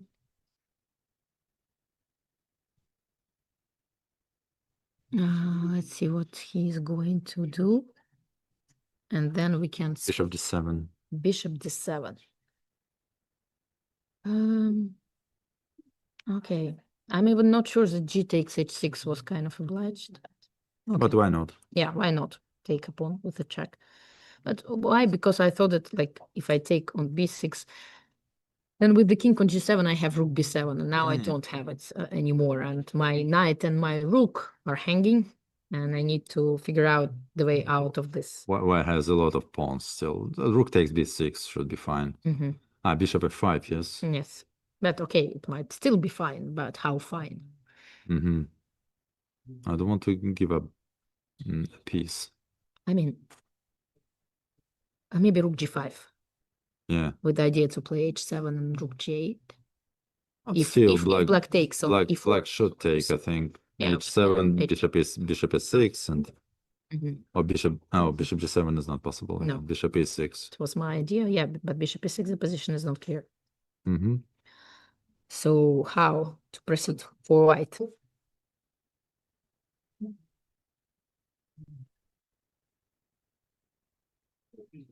Quite an important moment, I must say. Even though it feels as white is doing great, but concrete actions are needed to prove it.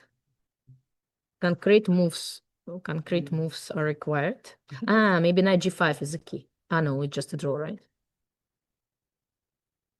It's just a draw after bishop takes b5, knight f7, king h7. Not more than draw. Not more than a draw. King g6 should be calculated. But knight e4 is on the board, is it? Sorry, not knight g5. I'm sorry. I bet. No, that's the current position. Rook no. Rook g5 was played. Rook g5. Okay, that's what we discussed, right? Quite as you. Black has no choice. Oh, maybe now h7. No. Sorry, I thought that like covering the e files. Yeah, I know that black has no choice, but is white. But indeed, what? Rook e1, yeah? h7 was not possible because of rook e1 check. Yes. Yes. So here's the position. Okay, black cannot be better because white has 3 pawns for the exchange. Or rook and 3 pawns versus 2 bishops. Yes. Rook d1. I like this move. Getting to d8. If it doesn't blunder something after bishop takes h6. Anyway, still, black is in the game, right? Yeah. The game is not over. And with a pair of bishops, I mean, anything can happen. Like white should be careful. Absolutely. Objectively, white should not be worse, maybe even winning, but it's always tricky. It's a pair of bishops. It is. We will get to this game, but let's quickly have a look at what is happening in the second match. What is this position? Lamy Topalov, quite a crazy position. Next exchange for white. But what's going on in the center? I have no clue. The result of this game is absolutely unpredictable. Yes, 3 results. Yeah. So queen takes c6 was not played because of rook f6, probably. Probably. I mean, just my guess. Now d3 is threatening if the rook moves away. Might be very unpleasant. So that's why probably white tries to take the queen out of this d3. And now queen g5, queen f6. If the idea, we must say that for the moment, the Bulgarian team is leading 1-0. They won on board number 3 with great chances on boards number 2 and 4 as well. So unless Erwin Lamy wins in this game, the chances look great for the Topalov team. G3. So what should be played? Then Queen f4, Queen G5 or Or Queen Queen F4? f4, yeah. Okay, Okay. Queen G5. I'm attacking Rook. It seems even stronger, right? Oops. What happened? Just, I suppose, just a blunder. Let's see the reaction of Veselin, because look, Rook. Oh, yeah, just a blunder. Okay, Queen. Yeah, it's winning for Lamy. Yeah, Topalov is going to resign now. So let's switch. The second board, however, ended in a draw. So White agreed on a draw. I think in the position where they should have played. Okay, it doesn't really matter, and the match will be decided on board Number 4 again. Yeah, so let's see how. where White seems to be winning. But let's see how Evelina manages the pressure, because she is very low on time. It's very low on time, but her opponent is also Well, not quite. yeah, has more time, but yeah. But So she's just an exchange up, and objectively just poorly technical position. yeah, unless she blunders a fork somewhere, Yeah. she must be winning. Yeah, it seems like Rook f8 now capturing the knight. I think And meanwhile, the first match is over. So Pavel Kovterev won okay. his I game. just forgot about time. About time, yes. Won on time, and Ukrainian team is in sole lead at the moment. And let's see what's going on here. So if Evelina Hristova wins her game, and she did. Did she? I don't know, but what Okay, happened? No, it's still in progress, sorry. So if she wins her game, the Bulgarian team will catch Greco, and yeah, but she's absolutely winning. Yeah, she let the knight to f6. Like, okay, but still Rook f4 should be like, why doesn't she? Why does she let the knight jump? I mean, still winning, completely winning. Okay, it's the decisive moment of the event, and everybody is getting tired and also nervous. Of course, it's quite understandable. Yeah, position is still absolutely winning. She can grab any pawn, I think, and yeah, okay. Oh, she's doing well. So far so good. So far so good. Unless there is something like really bad, some really serious blunders happen from her side, she's on her way to bring another crucial point to her team, because it's not for the first time we see her in action, and actually she's been doing great in this tournament. We've already seen some of her victories, very like confident victories, and yeah, let's see if she is able to convert it once again. Well, okay, nice technical try to exchange the rooks. It's a very sad moment for Jochen Siegmann, because he's fighting. He's still fighting, but he brought a lot of important points to his team in this tournament. Yes, it's always sad when you lose in teams competition, because you're not only like losing a game, which is not that, I mean, okay, it's just a game, but you're also letting your team down, which kind of hurts twice as much. Rook takes c5 can be played now. No, I think she opted for the solid one. Okay, yeah. Rook takes c5, yeah, but okay, then some counterplay. But Rook d2 is good enough. Okay, let's just see. That's purely technical position. That's okay. Here's his attention. Rook is stuck on b3, so black is really helpless. Maybe Rook b4 now is winning. Like, yes, But that's what everything we did. is winning. 5 Rook b4. I think that's how the game went. I'm spoiling the things because video is a little bit behind the moves. So we're getting the moves first, and then in a few seconds is the video footage. But yeah, well, so far so good. She's not. Wow, yes, e6. She's not going to miss it. e6. 94 e6 was played. It's on the board. Oh. Yeah, some tactics.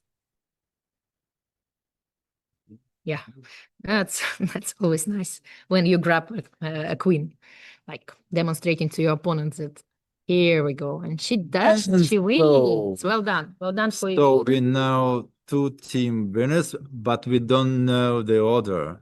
And we don't know what actually happened on board number Yes. in the third. Yes, but anyway, a known team can catch those 2. Yes. So we have Ukrainian team Greco and Bulgarian Agrofer Yes. tying for the first place. And what team will be first? We don't know yet. Tiebreak will be decided, and we'll see. There is no additional tiebreak match. No, I don't think That's so. the pity. I always like when there is like a Armageddon match. If there is a tie, like 2 teams play, and it gives So an extra. well, you are. I'm just enjoying chess. When I'm not playing, I'm happy to see those teams suffer. Sorry, enjoy chess as well. Yes, right. Yes, but okay. So there is a tie, and before this, last round, who was first? Oh, before. That's a good question. I Let's think see, class. Yeah, the standings. Yeah, let's have a look. If we can have it on the screen, like the standings. Yes, that was the standing. Greco was leading. But actually it was very close. Like, unfortunately, I don't understand the second tie break. Like, we tried to understand it. Like, the difference between lost. Yeah, I think this is just a number of matches won. This is it. So Yeah. that means that Greco is winning. Then if we are right, then Greco is winning. Yeah. This is not exactly what is written in the regulations, by the way. So in regulations, it's a bit tricky. So the difference of won and lost matches. But that's what I mean. Yes, but apparently, this is what is meant. So yeah, because we can see here the number of matches won for all the teams. Which is a little bit weird to me because yes, Greco won more matches. I agree, but they lost a match as well. And Agrofer didn't lose a single match. Yes, they made 3 draws, but why to kind of well, very dubious tiebreak system, yeah. But okay, here it is it is. what And it is. If this is correct, on the Greco is champion. It feels this way. It feels. Okay, let's wait for the final results. And we don't know what team finished third. Yeah, we don't know the result of the third match, which was deciding, unfortunately. Yeah, can we see the playing hall, like the venue? The third match, if possible, maybe, if it's still taking place, because. It seems like all the matches are over now. You think so? No, let's have a. No, you see some people are standing there. Quite far. It's not on the first ranks, I think. So, well, I'm sure it is. Look at the third match. Look. Really? Yeah, I'm almost sure. Really? Yeah, very close to it. It's from the stage, so you see like. It would be nice to see what's going on and. Because many boards are still in progress, right? Who is playing there? Can you remind us? So the third match was between Radia against MVCMI. Number 1. 1, yeah. 1. Yeah. But no, I think the third match was actually played in the middle, so I'm not sure. I think it's over. And well, something is happening, but it's not the match for the medals. Okay, well, we'll wait for the moment to see.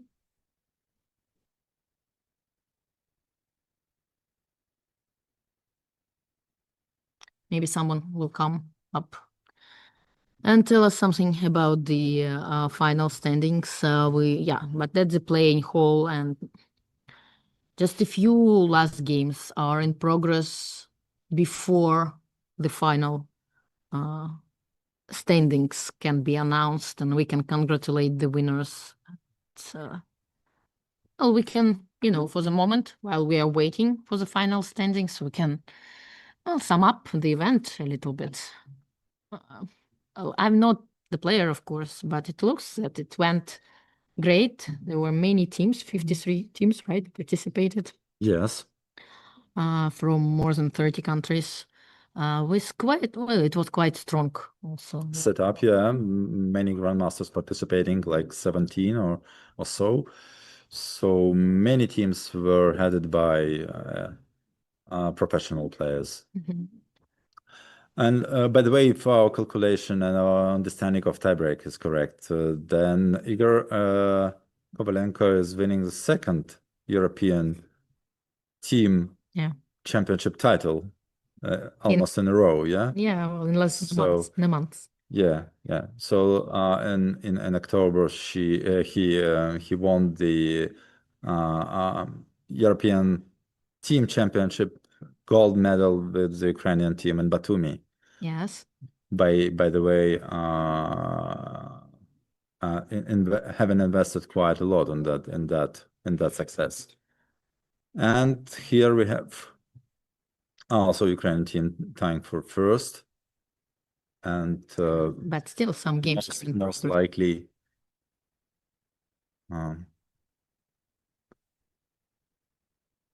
most likely finishing first in this competition. Shaping tomorrow. Who is shaping tomorrow? I see on the back of the player's t-shirt. It's PwC. So it's a PwC Greece probably, or PwC Poland is playing. So we see like the final match. I'm not sure if the outcome of this match will decide the medals or anything, but probably not, yeah? Yeah, but okay. It's always nice to finish with a win, despite the final standings. Anyhow, I do hope that even though, as we've discussed, some of the teams took it very seriously and brought some reinforcement, invited very strong grandmasters, and actually paid off at the end, like Greco, headed by Igor Kovalenko, shared first with Agrofert, headed by Veselin Topalov. So we see that grandmasters do help in a way. Yes, in somehow the presence of grandmaster in the team matters. Yes, that it does. But some teams took this competition as a way to communicate, to share their vision and their love to chess, like just to have fun and probably to find other companies that are also interested in playing friendly chess events.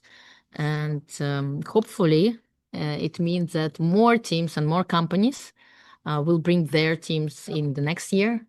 And again, some take it seriously and try to fight for the title. Some consider the participation as the most important thing. Yeah, and networking with the colleagues from different countries. This is the purpose of this event, I guess, other part of the purely competition part. So there is this networking element. So the last game is now over and we are waiting for the results. Yeah. For the final results. Yes. And I think we managed to figure out the name of the winning team correctly, but we'll still make sure to wait and like to confirm it once the standing is out. There was a tie. Greco tied for first with Agrofert. But it's still interesting for us to see who took the bronze medals in the event. And it seems that, yeah, Igor Kovalenko led his team to victory in this particular event. Yeah. He did very well. Also lost 2 games, but still the overall results on the first board is more than solid, more than normal, let's say. And Roman Diktarev on the second board did a great job as well. So he didn't lose any single game and scored +5. I don't know what he did in the last round. I'm not sure. He also won, yeah? Did he? Let me check. Yes, Yeah, he won he his won. match, so plus 6. Convincingly. So maybe the most valuable player of this team. Yeah, let's have a look if we can update the standings.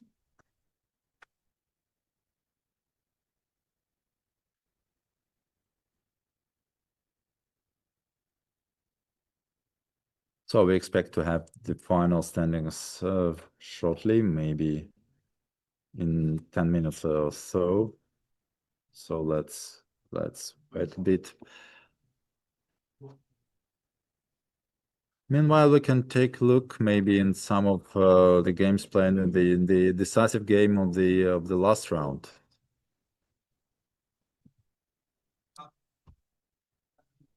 Well, there are just 8 games that we're able to see, right? If we're able, yeah, okay, we are. So let's see how Evelina managed to get the winning positions that we were following. We left the game somewhere after rook a to d1, right? Saying that she was about to break through in the center. Actually, it's never happened. It's never happened in the game. She never played c3. Okay, what So happened then? she just waited a little bit. Rook f2 is a waiting move. But then she got back to her plan with preparing f4. So that was her intention, and that's what she did.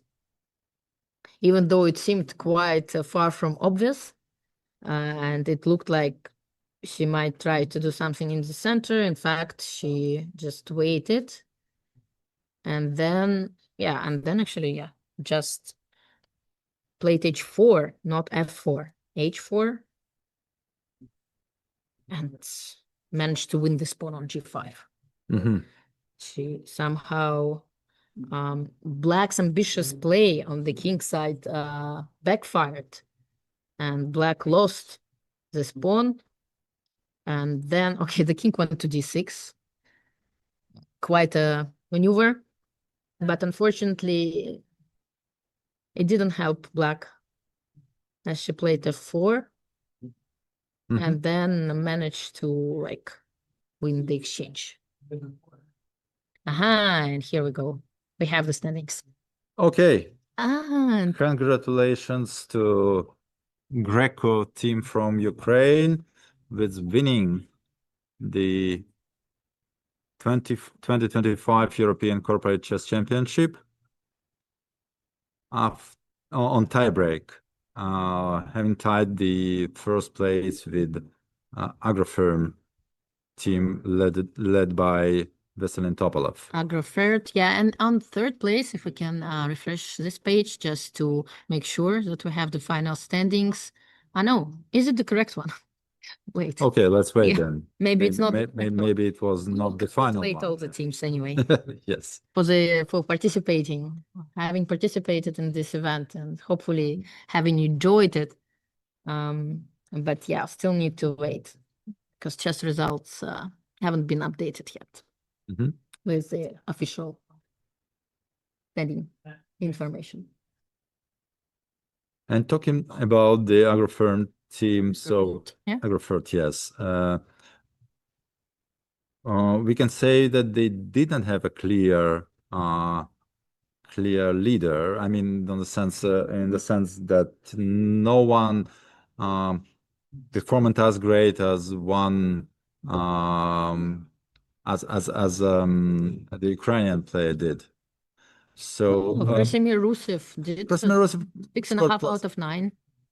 Yeah, +4. Not +6. Not +6 as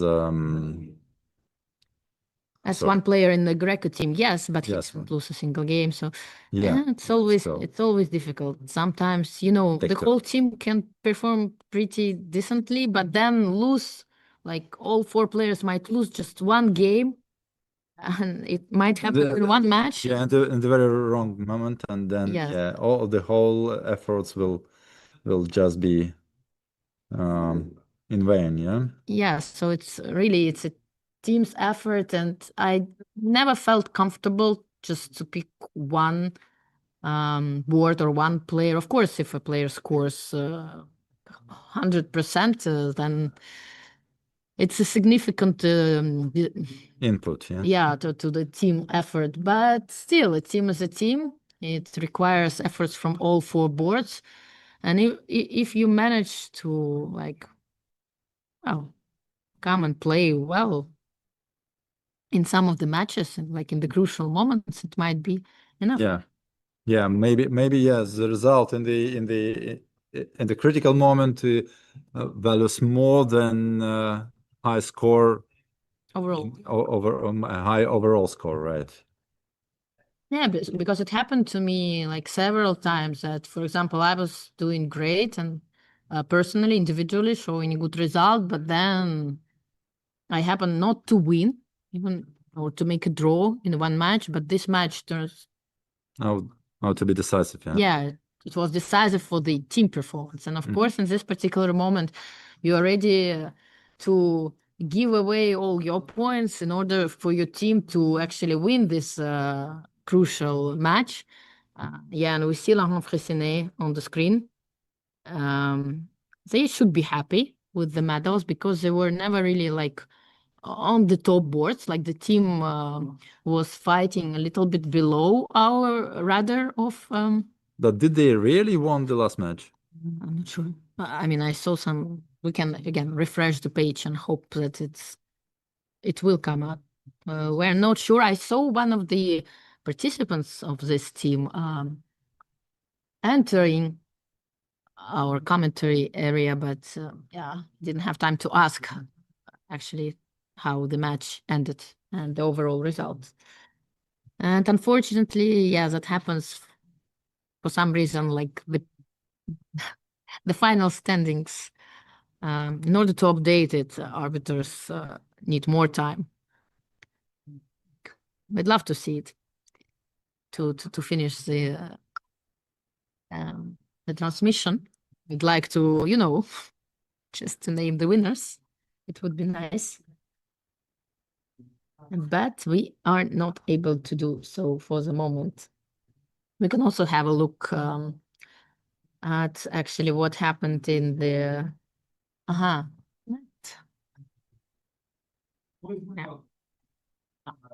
Still.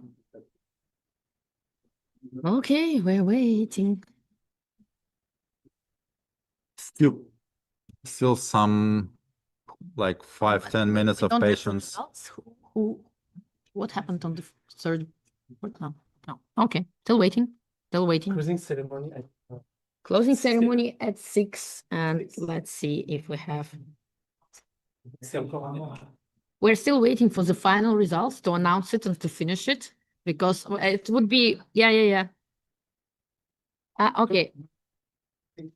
Okay, so there will be some ads showing up in the broadcast for. And finally. Finally. Okay, we have it. Okay, good.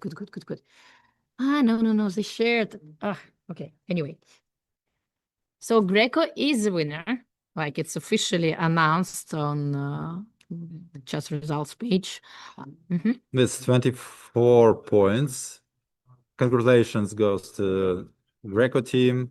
Once again, Igor Kovalenko on the first board, Dektorov Roman on board 2, Grinev Valery board 3, Mal Alexei board 4, and Kufterev Pavlo on board 5, but who played almost all the games except for the first round. Congratulations once again. But oh yes, okay. Yes. And Agrafert team led by Veselin Topalov is on the second place because of slightly worse tiebreak. Was actually because of not losing a single match. Yes, actually because of not losing single match. Sometimes you need to win more. Yeah. And the bronze medal goes to Probit SP team from Poland. Who shared its third place with MVCMI 1 French team for the third place, but had a better tie break. Yeah, having won more games overall, game points decided the event. Well, the bronze medals here. Which is quite. Yeah, here is fair. I mean, I cannot argue with this tiebreak. Yeah. Yeah. That's probably it for today. Thank you for being with us all those 2 days. I hope you enjoyed the event. I hope you enjoyed the broadcast. And we look forward to see you again in other chess events. Yeah, well, the chess life is pretty rich these days. Yeah, you see the standings on the screens. So what we've announced, like officially on the screens. Congratulations again to all the winners. Congratulations also to the participants and to the organizers of this great event. Of course. Once again, it was held in Chess City, as we call it, of Asnières, French city from the Paris region. Yes, so thank you so much for following this event with us. We had pleasure to commentate it for you, Grandmasters Pavel Tregubov and Alexandra Kosteniuk. And we're looking forward to seeing you again very soon. Take care, play chess. Bye-bye. All the best. All the best.